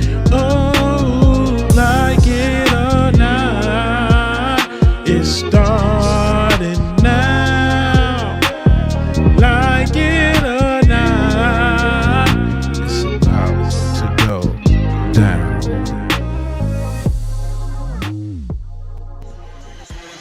Like It or Not with Benjamin Dixon starts now.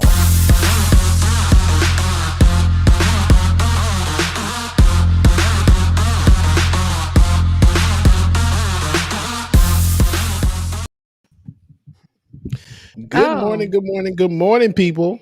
Good morning, good morning, good morning. Good morning and welcome to Like It or Not, where we're free to tell the truth. Not care who doesn't like it. It looks like I'm the lit one this morning. Yeah, my lighting is a little questionable today. Yeah, usually I'm pretty like the weird in and out. It's probably gonna do it for real because all this light behind me. It's bright out here in Atlanta this morning. How y'all doing? I missed y'all It looks like you're yesterday. sitting outside the throne room of heaven. It looks Yeah, like you know. behind you is like the holy. With a little with a little lean on the side because the camera is leaning. I see it right now. It's just leaning. But With that's a gangster, a all little right. bit of gangster Mine, lean. mine lean all the damn time. I done extended these poles like 1,000 times, and I'm still sitting here in this bitch with a gang. Stay sitting here with a gangster lean like this.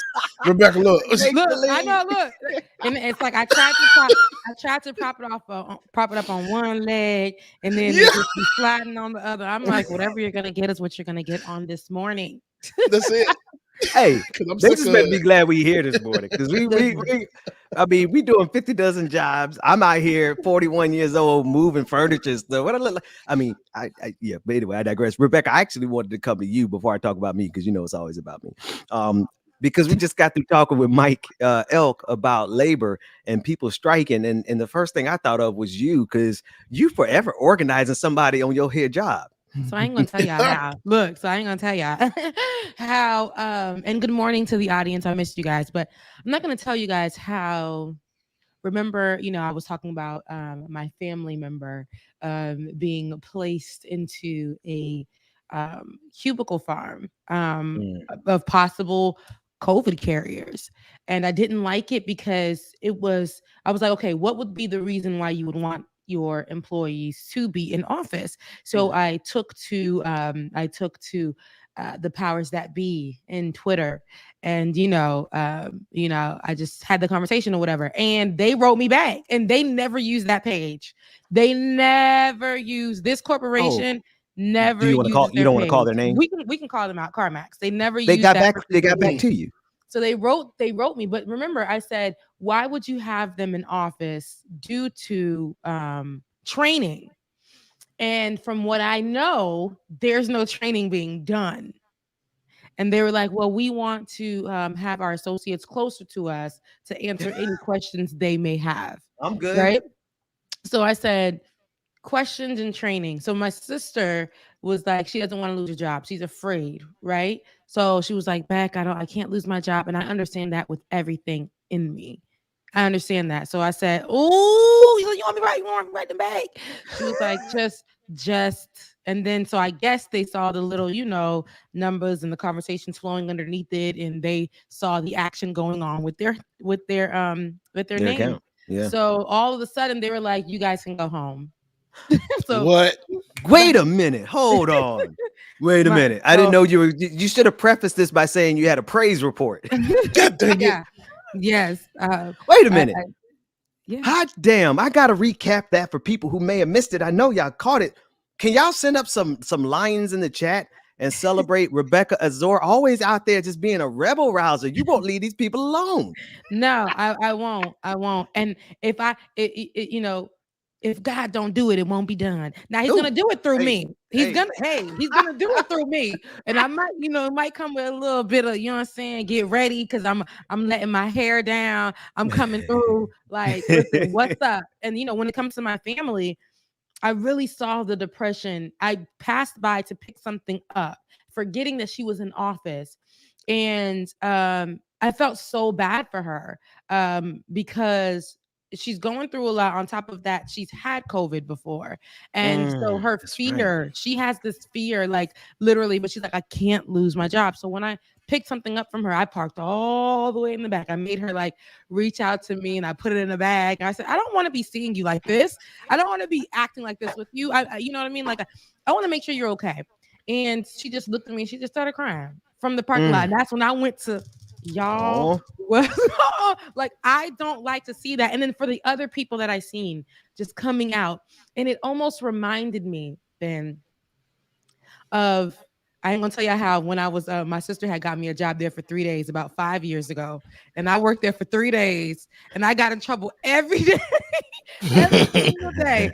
And, Rebecca stays starting mess, James. Yeah, always. I had just graduated with my master's degree. And after 3 days, I got a job. Praise God. I was like, get me out of this place because I'm going to burn it to the ground. But it reminded me when I worked there, the depression that people had, but the idea that if I work harder, it's going to be smarter because I'm going to get so much money. But the conversations that I used to listen to then was, oh my gosh, I'm not gonna be with my kids tonight. I gotta make sure my kid has some, somebody watching them.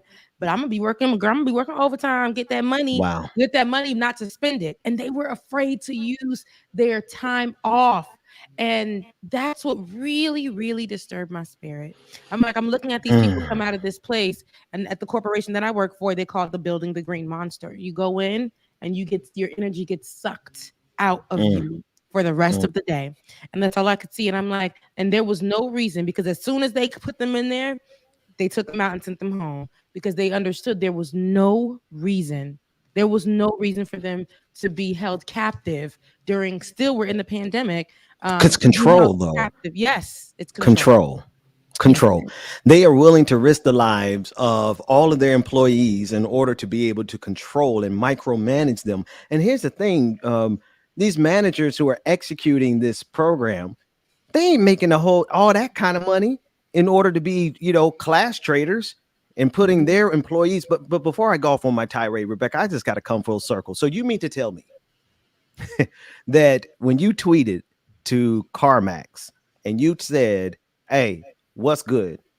It started a conversation on social media, and CarMax got involved in the conversation, and they read everything that you said, and lo and behold, they fixed the problem that you tweeted about. And the conversations of other people underneath. There were other people having conversations. And I'm not saying that the CarMax tweet that I did went viral, but it went viral enough. If enough people are having the conversation, then, that's it. I don't need 1,000 people to be a part of the conversation, but I need people to have a true conversation, something that's more than just whatever everybody else is trending on social media, but their true experiences. And that's what you read in the comment section. I think that's what they read. And when I looked at what they wrote back, I'm like, ooh, they know they put their foot in their mouth, right? Because I literally just said they're there for training. But what training is being had? And then they responded, and there was no training. They didn't talk about training. They just said, we want to have them close to us to better answer their questions. And then told me to tell my sister to contact them. I said, you think I'm boo-boo, the fool? Right. What? I am not. Y'all not gonna fire her today. No, they will not. And plus they on their last leg anyway. What CarMax got, like 3 cars left? Don't sleep on CarMax. Don't sleep on CarMax. There's people out there purchasing. Now I am. Yeah, because Q just got one from that other day. So yeah, they better stop. Carvana. Carvana coming up on their butt. Told me no money down. No money down for me and my credit. I hate all these corporations. They tried to screw me up with that interest rate. I'm like, man, y'all smoking some good crack. Yes. Oh yeah, They yes. had the lowest interest rate of my life, but that's because I fasted and I prayed. I fasted and I prayed before I got that. God. Like Father, I know you've done it for others, but take my 530 credit score and help me get a low. Oh, geez. Hello, somebody. Receive it. Speaking of preachers, you better juxtapose. Man, listen, I'm earning my money's worth this week. I'm earning my whatever. I don't know, but no, let's do it. There's our favorite prophet, Robin Bullock, our hero sound, and he's going after Anthony Fauci over the vaccine, and he's calling Fauci a serpent and a rat who has had his appearance distorted by a demonic spirit or something like that, because as my producer said in the notes, we really have no idea what the hell he's talking about. Here is Robin Bullock. I hear a sound. There's a serpent that has sent his inbred servant to surround and siege the church. What's his name? Fauci. Oh. Wow. He's a serpent. And that's all he is. But he's also a rat. And he will be fed to a serpent. He's a rat because he's such a... You know what? I'm going to tell you something. I'm just going to go ahead and say this. You ever see a spirit? Anybody in deliverance knows this. You ever see a spirit take hold of somebody, it shapes their looks. That's Look at Fauci. You. Just in case you thought I was He said something right there. He's like, ta-da! That's Fauci. It has taken him till it turned his looks. Background. Spirits do that. What spirit got you though? Because Dr. Fauci like 90 years old, bro. He look pretty dang on good. You like in your 30s and you looking like death. What Is he in his 30s? No. He could be 21 as far as we know. I'm still getting it right. Listen. White supremacy age you like nothing. Go ahead, Rebecca. Yeah. So my thing is, this is now a show. Yeah. It's a clown show. It's a circus. It is. Because when we look at this, there's no. He thought that he was saying something. He said that, and to be a Christian, since, all of us have backgrounds in the Lord's, in the church, especially the Black church. All of us on the show right now. Right. Only the Black church. Now, I've dabbled all the over white there supremacist at the church. Song of Hill, but we ain't going to get there at the Songs of Hill. But honestly, when I see this, I see, and I hear a sound. I hear a sound that doesn't come from the Lord. I hear a sound that's misinformation. I hear a sound that's dangerous rhetoric that not only comes from places like our previous administration, which was the White House, with Donald Trump, and it doesn't only come from those spaces. It doesn't only come from the white supremacist streets. It doesn't only come from that. You working hard to not cuss in this place today. She okay? From those spaces, it also my mama appreciates it. It also comes from the church where they're supposed to be encouraging, loving, leading. But this is telling you, you better pick a side, and it's outside. And churches do tell you to pick a side subliminally, right? They'll subtweet, they'll say things, whatever. But this right here is telling you to pick a side of destruction and to lead the charge and being responsible for those hundreds of thousands of people who have lost their lives to COVID-19. My God. So and when we hear this play out, this theatrics, because he's getting a check for every single time he gets up here and he does this, and he hears the sound and he calls people like Fauci a rat. What does that mean? When we hear rat, when the streets say rat, well, they say that's a snitch. So when somebody, you're saying that him giving the actual information that's scientifically proven is him being a snitch, information that can save the world is him being a snitch. I don't get it. So here you are putting this rhetoric out there. And I think that it's very, very dangerous, and it will continue to be very, very dangerous, because we know what what believers are like. And it's not only Christianity, it's whatever you believe in. That group of people, sorry, my braces, y'all. What the hell was that? You woke up and chose violence this morning, didn't you, girl? God damn. So that group of people are usually those ones who are very problematic sometimes when our beliefs start to become very dangerous. Like what we believe, it will become dangerous. And that's in a lot of different religions. But here, what we see in this white supremacist olden days type of thing, but with the new Billy Ray Jesus type of swag, because we got our pastors that are new and swagged out with their little they getting on my nerves too. I ain't gonna lie. But we're gonna leave them alone today. Ain't about them alone. Pastors but it's funny because it's not even only, and I told you guys this from the get-go, it's not even only the white ones, right? We got some people in our community who are leading the charge as well in their churches, and saying that God will be your mask. Yeah. But let me tell you something like Andrew Caldwell. Wear your mask. Wear your mask. Wear your mask. Word. WURR. Word. Word. MASS. Word. Man. Your mask. Word your mask. And you will be delivered. Trust me. Oh man. Well, Rebecca, let's go to this next clip. And I'm glad she did, because there's someone who needs rhetorical, literal, figurative, allegorical violence. I had to make sure it's clear, because this is a sitting senator. Oh God.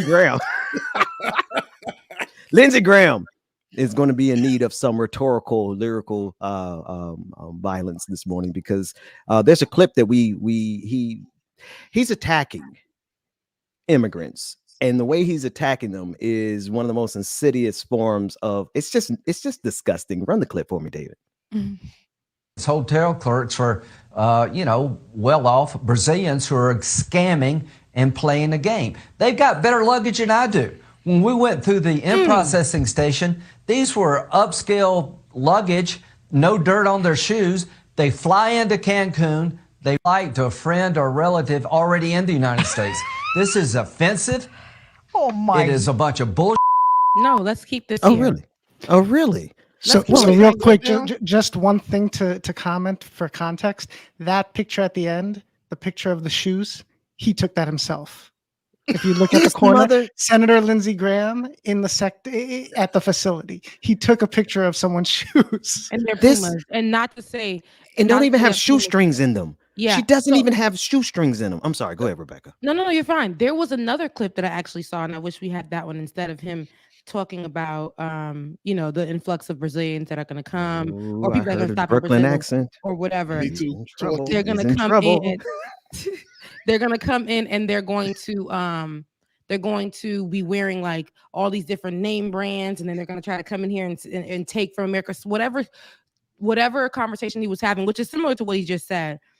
And the little heifer on the side that's laughing at the expense of people who are coming for for their freedoms. And to That's right. say for Lindsey Graham to make this statement, I don't understand why they can't fathom that people don't want to leave their countries, but because of the constant nosiness of the US and the constant abuse that the US does to these countries, right? So they're gonna come over here and see what the US is talking about. This land of the free, right? This melting pot that is accepting and that loves everybody and that is full of different colors and all of that. They're gonna come here and try to get their freedoms. They're gonna come here and try to be safe. They're gonna come here and try to save the lives of their family. A lot of times, and I want to point out this too, a lot of times of these immigrants or these asylum seekers, a lot of times back in the day, remember I told you guys, we have a thing that we call the doom. And we put all these clothes in it, and they could be Pumas, they could be stuff from like a college that the people don't even go to, and we send them to our family members. And when we send them to our family members, they wear them. Okay, they put them on. So when they're traveling, they need to be clean and nice too. Who said they gotta look like what they've been through? Who said they gotta like what they've been through? Come on, somebody. Now, Whew. but this is still so dangerous for this to come out and to be a joke. It's a joke. It's funny to him. And for him to have taken this picture of somebody, who knows if that's just a regular person, probably not even going through nothing. And he's seen that, and he assumes his assumptions. Oh, not only his assumptions, but the fact that he's a prejudice. He's prejudging folks, not knowing if this person or that person is going through, but just because how the person looks, and maybe because their skin had a tinge of brown in it, they had to be somebody who was seeking asylum. Just a drop, one drop of melanin, just a drop. God. It's Barely very even that much. problematic. And run Puma they check, because that's a good shoe. Puma run us a check because I got one on my damn shirt today. So don't be staying Puma on this channel too. God dang, we stay in Puma a lot. We staying in Puma. Run us a check so we ain't gotta. Hey, y'all gotta check. What time y'all gotta clock in later on, man? Anyway, I digress. Let's keep moving, man. We cooking with hot grease this morning, man. A couple more stories, and then I'm gonna get completely out the way, and we do whatever y'all want to do. The war on Christmas has already started. I don't know if you guys realize it, in the midst of this war. And actually, no, I got to go back. Hold on, David. Before you play that clip, you said something, Rebecca, that jumped out and smacked me in the face, talking about the reason they come here. Right? I almost moved too quickly. They come here exactly like you said, America intervening into their politics, right? In their local country, in their home country. And they come here looking for that peace. They can't get peace in their country because of all the stuff that's going on. It's not just America. America's not the only actor on the international stage. There's other countries that are involved, especially when we're talking about Haiti, right? And you think about the comfort that we have. Like, one thing I never have to worry about. I got a lot going on. Y'all got a lot going on. One thing none of us in the United States of America has to worry about is a drone flying overhead and dropping a bomb on us, right? And so these are the conditions that are happening outside of our borders that are pushing all of the asylum seekers to us. So of course, and then Rebecca, last but not least, why they got to look like what they've been through? Why Lindsey Graham need these people coming and begging and screaming only to send them back? It's because they're sociopaths and they get joy out of seeing people who are miserable. Mm-hmm. So anyway, that's all I got to say about that. The war on Christmas, unless y'all got something else. The war on Christmas is promoted by Fox News. It is a marketing plan. And just like Christmas, like when did y'all first see some signs of Christmas? Because I've already started to see some. You talking about my accent? Why do you say Christmas like that? How did I say it? Christmas. What you mean? Christmas. Because I'm country. What's we talking about? Yeah, that's what I'm saying. I'm from It's Mississippi. Like, you black Rebecca Americans says it's do Christmas. It's like white. That's why I like to say white man. That white man on my screen. Why I got a white? Well, you know I'm a Harvey, right? You know I might actually be related to Steve Harvey. So you know he say white man. You probably are. You know, white Christmas. Christmas. Well, you set up the damn story. You get in the document.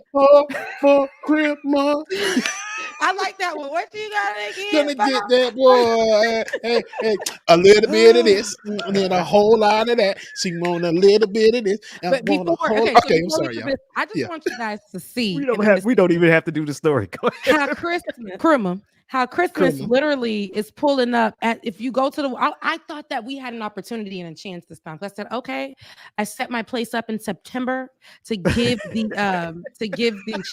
looked like she was giving Grinch. She was giving Grinch more than Joe Biden was for there. But no, y'all, I set my place up in September for Thanksgiving, yada, yada, yada. And I'm like, dang, okay, great. Like, for fall season, I went to the store, everything was fall. Like back in the days when we were younger, how it just used to flow with the months. Yeah. I think that they were so challenged with, oh, y'all just staying on fall. No, we have to push everything in their face at one time. I went back to the store, y'all. It was giving Thanksgiving, Halloween, and Christmas and the first the same time of the year. Yeah. All at the same time. So they're gonna have y'all buying Christmas decorations in September. I almost felt compelled. Gwen already got to purchase. Gwen already done made wreaths and everything. I talked to her yesterday. What you doing? Oh, in the garage making a wreath. Wait. Mama, I'm like, it's a Halloween wreath? No, Bubba, it's for Christmas. Damn, Mama, we ain't got the Halloween yet. Yeah. Man, my family is ready. They stay ready, bro. They about to start decorating next week, probably. Yeah, I almost listen to Christmas music. And usually I wait till November for Christmas music. But I was like, Lord, I'm feeling a little bit of I need a little bit. Oh no. Someday at Christmas, there won't be boys. I was getting that in my Shanana, and I had to say, devil, I rebuke you. This is too not soon. Season. It's too soon. Christmas It's is too not soon. upon us yet, and I want to experience Christmas when I'm supposed to. I need to be thankful that Thanksgiving is coming up. Right. At least there. They want us to go spend some money. You got to understand. They got to get us. You see, go back to that cargo ship, because that cargo ship got a whole bunch of junk on it that they need you to buy. And they just stuck out there. Let me go. Ready for a Black Monday sale, and I'm like, why are we already on a Cyber Monday sale? Why are we already doing that when what I never? Because those white folks on your screen got to get paid. I said I never knew that Halloween was coming up, like with that kind of. I know they had that Black Friday sale on Halloween. I thought it was just Christmas and Thanksgiving, but now it's y'all in another conversation. Sorry, see, the mind is working crazy right now, y'all. Well, hang on, but are you because I think it'd be. Is it tied into this? Because I want to play the clip. It will tie into this. No, but you go ahead and play. Work your magic. We'll tie. All right, let's play the clip. Play the clip so that we can see the war on Christmas. Biden who stole Christmas. Christmas canceled? We're looking that way right now. Holiday gifts in jeopardy. Presents for your kids may not arrive on time or even at all. Everything from holiday gifts and decorations to Rice Krispie treats. No presents under the Christmas tree. Who's going to save Christmas for Americans? Could Florida save Christmas? Christmas is 10 weeks away. The White House, the administration is trying to protect the president from being the Grinch who stole Christmas. The supply chain crunch that threatens to spoil the holiday season. There will be things that people can't get. Toys not getting shipped, toys like Tonka trucks. Tonka trucks. Tonka trucks. Yeah. My Little Pony, Care Bears. It's the type of things that make or break a Christmas. Lincoln Logs. Care Bears. Tonka trucks. My Little Pony. We've showed you the kind of trek from the Care Bear in a factory in China to the store in Massachusetts. Well, this is the Togetherness Care Bear, and everybody needs to be together, and everybody needs a hug. They're going to be harder to find. If people can't get bacon and people can't get a Tonka toy, that would be Joe Biden's legacy. Who the hell plays with Tonka toys still? I had to really, I'm totally shocked. I had to really stare at the screen for 2 seconds and say, they're doing this again. This was last year's script. And it's so funny. They don't give a damn because I wish y'all paid me to do this. I really did. I really do. Because they don't even do propaganda good. Well, no, actually is they ridiculous. do. They do right. good. I will give y'all a lot of hair slings. I'll get upset for y'all that it's the war on Christmas. But anywho, this is ridiculous. There's still a war on Black people every single season. And y'all talking about this war on Christmas for kids to get toys. We are buying toys. We are buying toys. There's a war on people with y'all out here trying to have people go to work during the whole pandemic. Let me tell you something. This is what I was going to tie into it. You guys are so worried about this war on Christmas, kids getting toys, the America not having a shortage of people working. Have we ever thought that all of this has to do with the pandemic? People aren't working, so toys can't get delivered. If they're not being delivered, but which they are being delivered, because we see that how Amazon was working 79 jobs to get the stuff there in about 2 minutes after you ordered it. It is still possible. Stop playing with us. But we see that. Did anybody ever think that, dang, these jobs aren't filled not because people don't want to work? It's because, people what is dead, it? 700,000 people died of COVID-19, and they used to have those positions. That's right. Is it this war on Christmas that people are more, the parents are hospitalized with COVID-19, not able to buy their kids toys? People can't afford to buy their kids toys because those 2 checks that we got wasn't enough. Did nothing for us, and people are still homeless. But you got to go buy some damn toys, Rebecca. You got to go buy toys, sis. You got to be homeless. That's going to help America, and it's going to help. Do what? Is it going to help people come out of the hospital? Is it going to help bring people out of those graves? No, it's going to help Coke. Kids died too of COVID-19. It's going to help your boy David Koch, or whichever one of them is still alive. This is literally, Rebecca, you killing this today, because it is honestly about the fact that they want us, even in the midst of people dying, 750,000 people dead, and a full-blown pandemic, they still want our last dollar. That's all this is about. That's all this is about.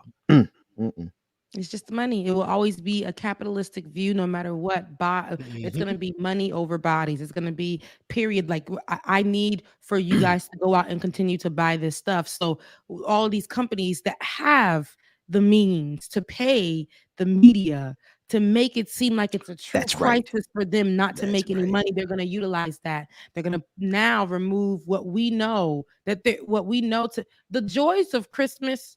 For back when I used to be a little thing working at the mall, the joys of Christmas for white folks used to be paying the homeless, Merry Christmas, only on that day, in that season. And I used to watch it myself. Here, $5, Merry Christmas, buy food, because they felt like giving to people who didn't have was it. But now the people who have are saying that they don't have while they're sitting in their mansions. While they're sitting on their yachts, but they're saying that it's not technically a yacht, it's a little boat. And it's about God knows how much thousands of dollars. And shout out to the Joe Manchin reference. Come on, sis. And this is what I'm talking about. Like this, there is no war on Christmas. You go on Christmas how you Christmas. Some people they're not thinking about Christmas because they in the streets, they're living outside. Right. Some people have people who've passed away, so Christmas doesn't mean anything to them this year. You have to understand, like the rhetoric that are being put out. None of this is for us. None of this is for us. None of that news is for us. That's going to be for the people who can afford, and they're going to look at that like little. Oh well, you're gonna have some, because good God-fearing Black folks, such as that we are, who don't have the opportunity to understand the nuance that you just gave. They put that up because they know there's a lot of folks like, wait a minute, don't mess with Christmas. Don't and every single year. There's some kind of robot. If they say the word war on Christmas, next thing you know, for those people who are overly saved, the Jesus Juniors, right? The superior saints, right? They're gonna be like, oh God, not Christ, not Christ must not. Oh no, they're trying to put the X on the Christ. Oh no, they all of that. Then they just really just like robotically run to the damn toy store, purchase the whole damn lane of toys. The whole store. It's just like then they go drop it off and talking about some, oh, I'm giving to the kids because they was trying to take out the Christ in Christmas and put an X. I wish the people listening to the podcast could see your silly ass. What they do? Must worship Christ. Buy the toys. Must celebrate Christmas. They want to remove Christ from Christmas. Take my money. Y'all is special as hell. Give me COVID. I gotta show I'm a patriot. Speaking of, wow, man, we're in our bag today. David, do we have the clip of the guy from Prager University who said, "Give me COVID. I want to be a patriot."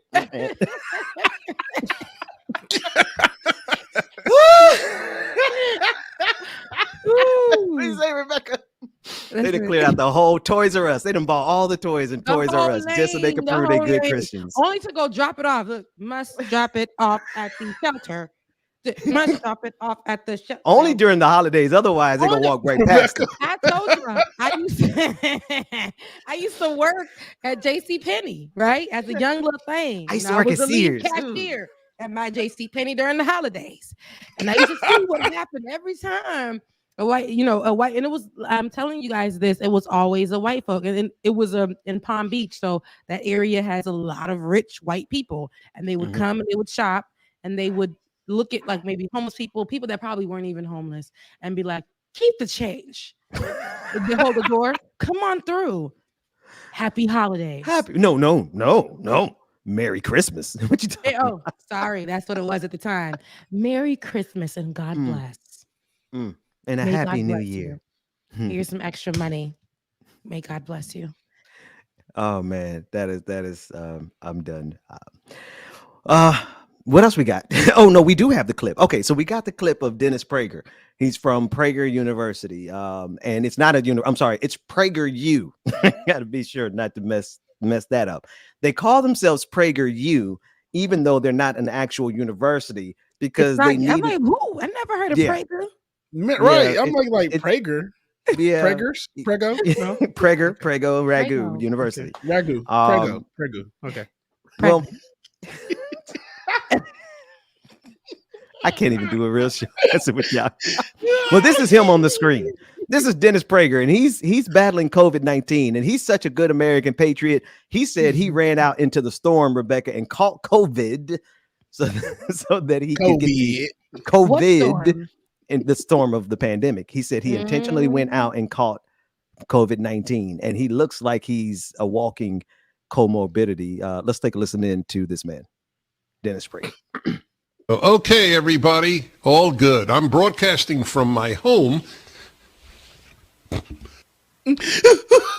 because I'm not going into the station as I have COVID.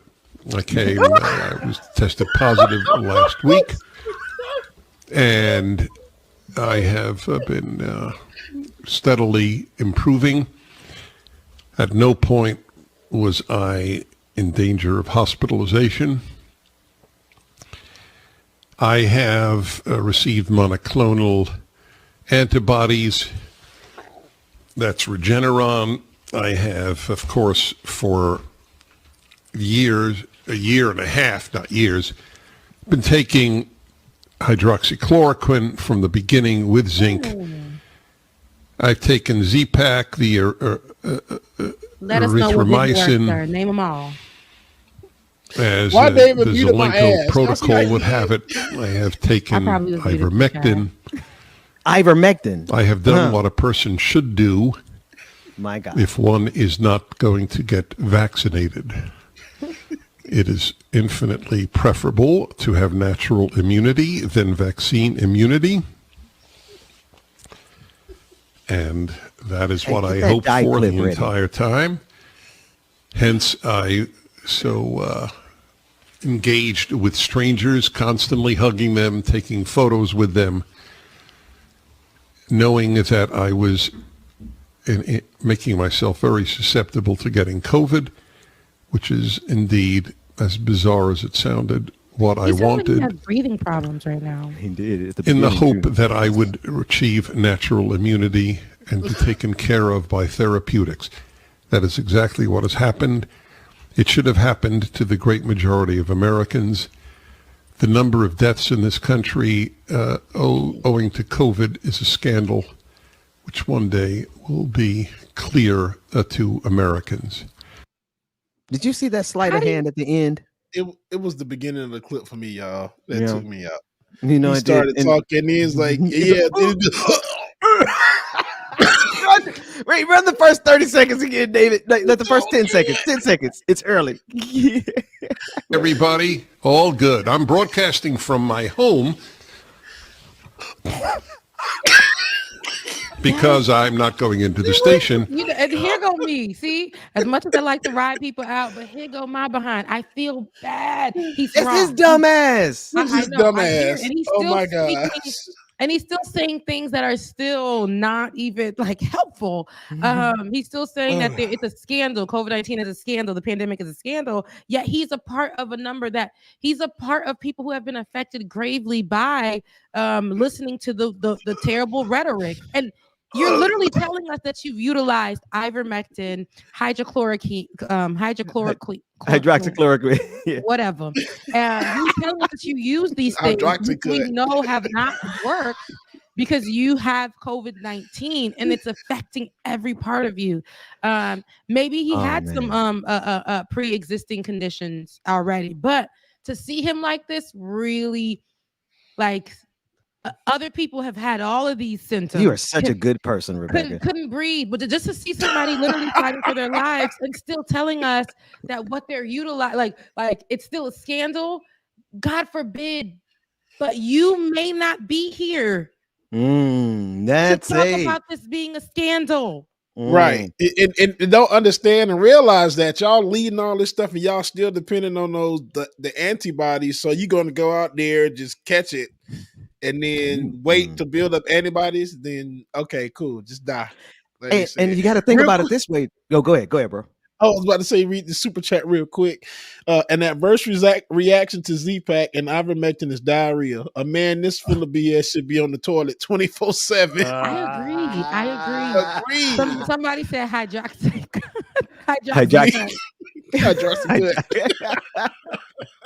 This man said, this man said, I'm injecting myself with horse dewormer. Ivermectin. I'm using fish tank cleaner, hydroxychloroquine. But he also didn't, he also said he's getting the whatever, the antibodies, the treatments and stuff. He's getting treatments that most people are not going to be able to get access to because a lot of Americans, how many Americans don't even have insurance in the first place? They weren't going to the hospital before the pandemic. They're sure as hell not going during the pandemic unless they're like Prager there, who's like, because he wanted to intentionally get COVID-19. Rebecca, you're a good person because I have absolutely no sympathy for this man. I am, but if I see somebody, I hate to see it. I hate to see what COVID does to people because COVID to him. I don't know if I hate to see it. But I don't know if I hate to see what it does to him. Like, maybe it's just the peopling in me. I don't like people much, but I don't want to see people die either. Now he's over here and he's still, but even in this moment where he doesn't know what his body is capable of doing and if it's going to be able to fight off anything. And, I don't know, but even in this moment, it's so sad that you are willing to fight and utilize and push this narrative that COVID-19 is a scandal, that the pandemic is a scandal. You are part of that number that may not make it, my guy. And let me say this. I tell you one other thing. I guarantee you, he already got the vaccine. There's no way. I was thinking the same thing. I'm like, he may as well. He's probably vaccinated and he knows that he may make it through this, but he has to continue on to push this rhetoric because it pays him.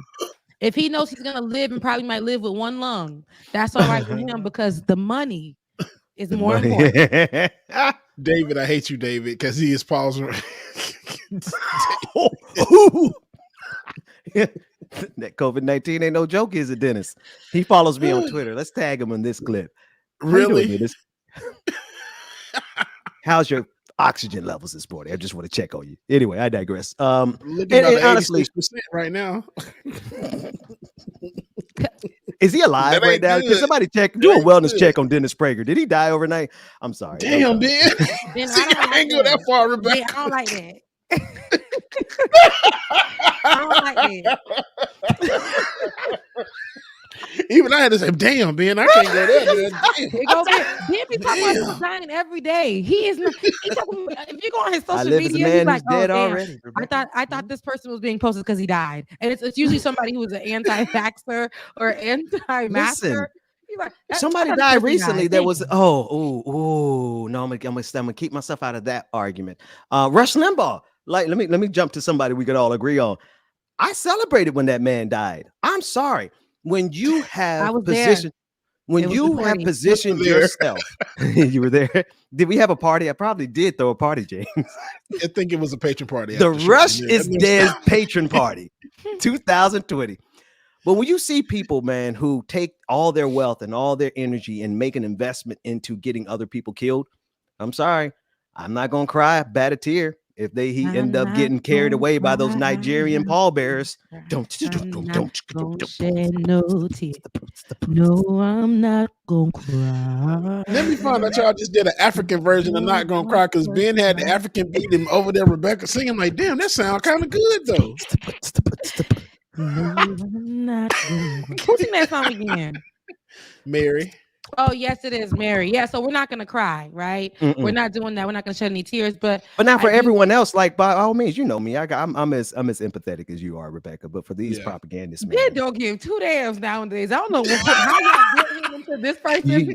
He really be like, man, I'm a whole different person now, Rebecca. I'm a whole different person. I had to move. This dude brought the smallest little moving truck I've ever seen in my life. I could get like 3 things on there, and I end up having to go get a U-Haul and move my whole damn family myself. They was probably pacing the floor like, this really don't. I said, I wish this mother truck the size of my daughter's trying to patronize black people. No. Here they go. Here they go. Now I gotta go out and if get some white in Atlanta, Ben, I already know who you got, and they probably did like, bro, you about to move what with that?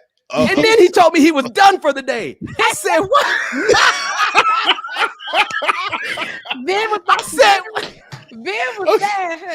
Ben was mad. I said, what?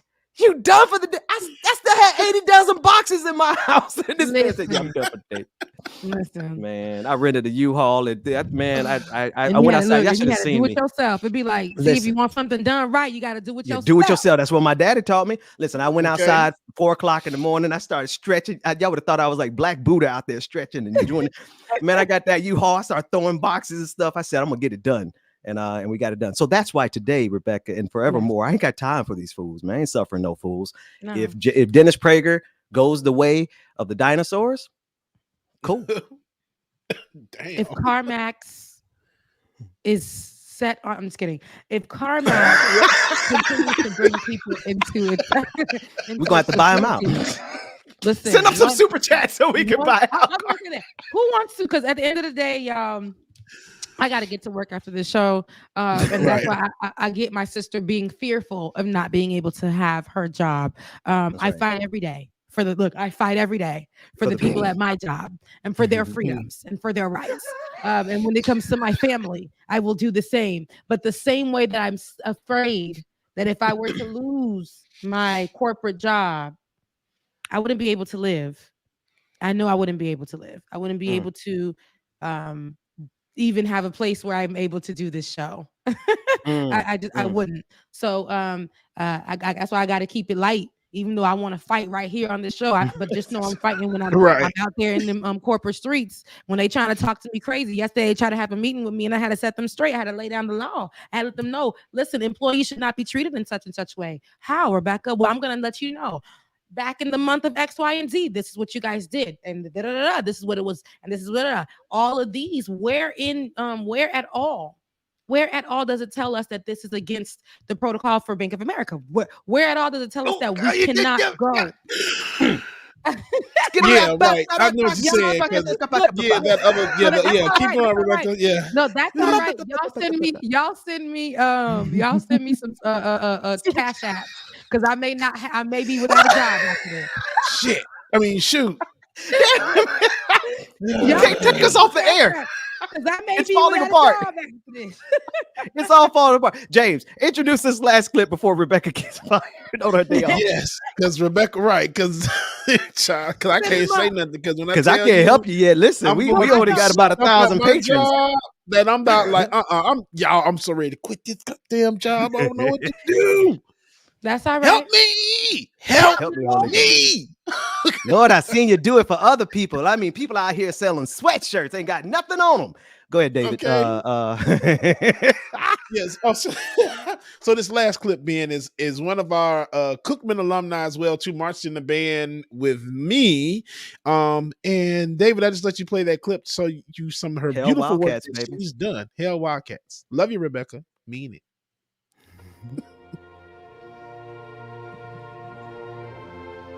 What you say?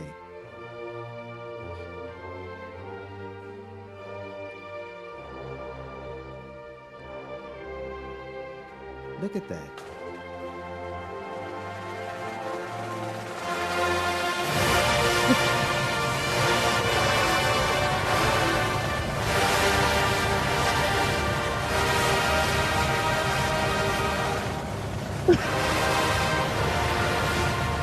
Just wait for it. Okay, because I'm waiting.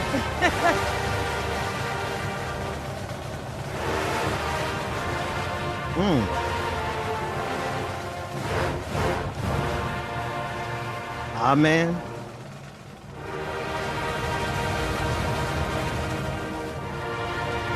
Come on, somebody. Can I get a piece? Okay, exactly. That's our sister Sky y'all Confections. drugged me through all of that. Oh, wait, Rebecca. God dang, let me finish, girl, because I'm trying to plug this girl so she can get some business. God damn. You be so goddamn quick to cut somebody else. Shit, nah. We ain't talking about your little school on the hill and they little punk ass homecoming. Now give me 5 seconds to talk about my homegirl and her cake making business. Is you cool? Is we ready? Can we move on? Okay. You got it. Thank you. Sky Confections on Instagram. Y'all check her out, y'all. She does some fantastic cakes. Everything, y'all. They taste delicious. Just like you said, she made a whole replica of one of the buildings that's on our campus, Whitehall, which is one of our famous buildings that's on campus. She made a whole replica of that, a cake replica of the building. So please go out support Sky Confections. Y'all order a cake. She does classes as well too. She does a damn thing with these cakes. That's amazing, man. And she's here in Atlanta as well too, but she ships nationwide. No, I want her to do a German chocolate cake for me. Can she do like faces? Can she do like a cake of Ron DeSantis's face? Can she do that? Because I want to, or Greg Abbott. You know what I mean? As a God, she probably can. Look, if she can, I would really like to like smash some cake and eat it in real life. Anyway, Rebecca, setting my sociopathy aside, I'm sure y'all got somebody at FAMU who could do the same thing somewhere.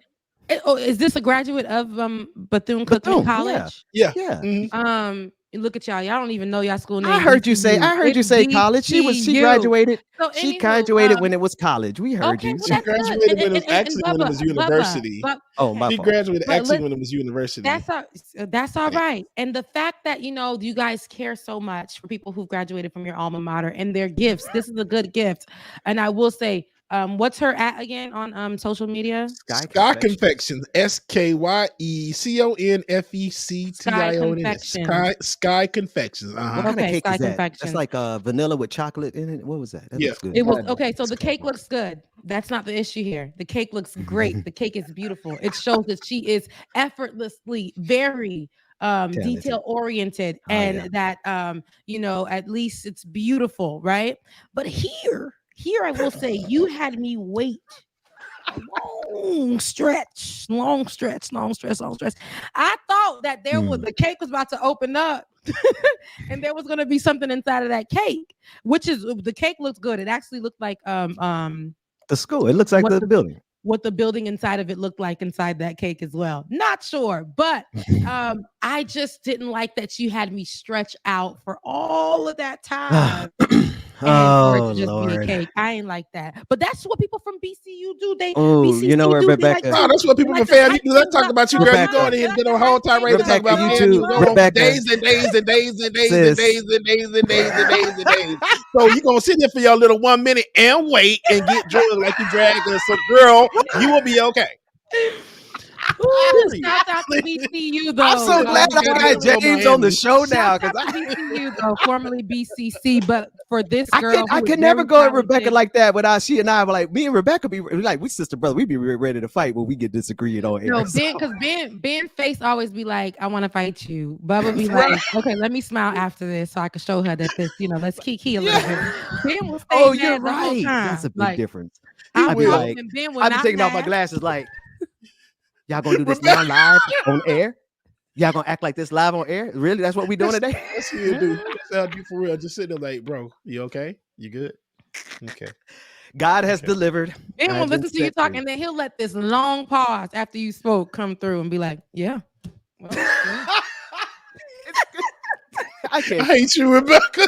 James, because I need a break. I got to get up. I can't sit down that long. I got to keep my lower back in shape in case I don't get good movers in Atlanta for next week.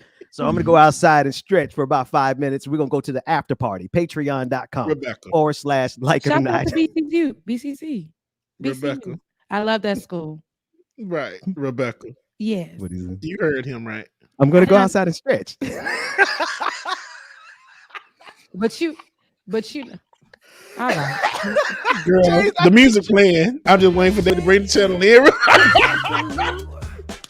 I'm going to go stretch. I'll be back in 5 Let me go get something to eat real quick. Hey, y'all.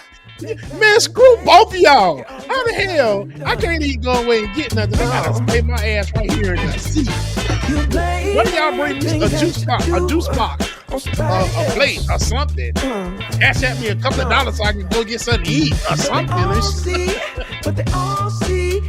Oh man, I just figured out what time it was. Dang, it's 10:03, y'all. After party is starting. Thank y'all for tuning in today. And if you have not already, patreon.com/likeitnornot, patreon.com/likeitnornot, or patreon.com/the BPD show. Make sure you get access and don't forget Halloween party. Our next patron party, October 29th. Patron party, October 29th. It is going to be our costume party. You don't want to miss it. Go ahead and join today. Patreon.com/likeitnornot or patreon.com/the BPD show. Thank y'all again so much for tuning in and coming today. Good ass show today. After party coming up next. Y'all go ahead and get over there. Stay tuned. We'll see y'all tomorrow if we don't see you there. Peace. Got you wondering why you come around. All you get is cold show. Yeah. You try so hard. Oh, this so yes, the costume will be in full. You try so hard, hoping that one day something gon' change. You try so hard, yeah. You try so hard. Shout out B. Good morning, B.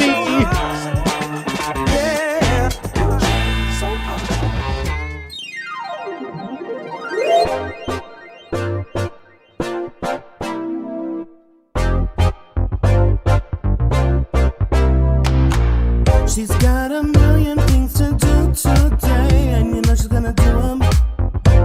There ain't no doubt. She's got a million problems on her plate, and you know she's gonna chew them and spit them out. She's so above it, yeah, she walks on air, and yeah, she does it with such self-welfare.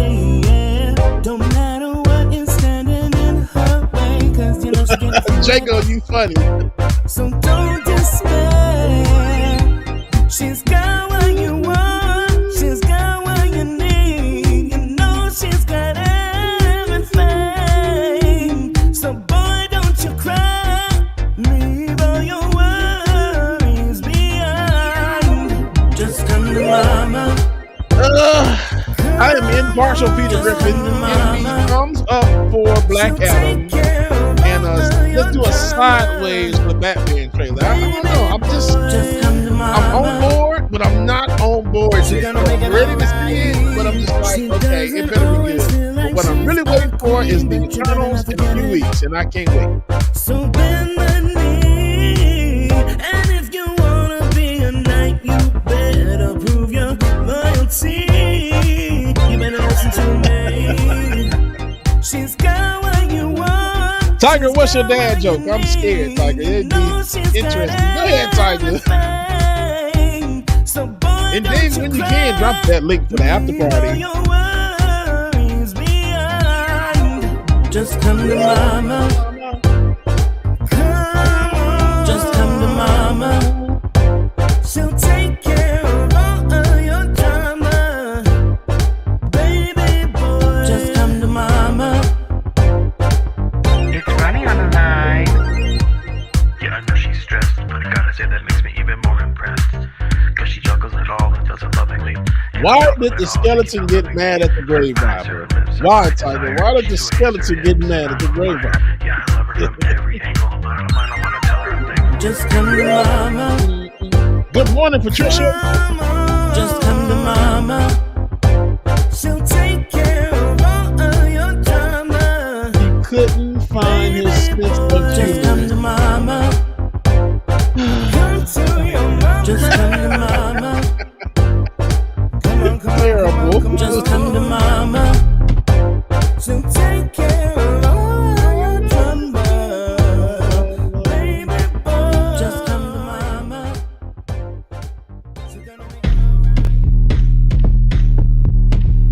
Stop that. All right, y'all. We'll see y'all at the after party. This is. Stop that. Stop that. I hear him chatting the noise. Move too quick, can't stop for the talking. I hear him chat with the boys. Man so tough, but mans keep walking. Just too sharp with the prize. White girls let it tell me I'm awesome. Yeah, hot like fire on the pan. If you wanna touch man, please use caution. Cold like 0 degrees. I'm out the cage, gotta let out the beast. Revolutionary, gotta let out the streets. Locked in a cage, I'ma let out the. Wake up.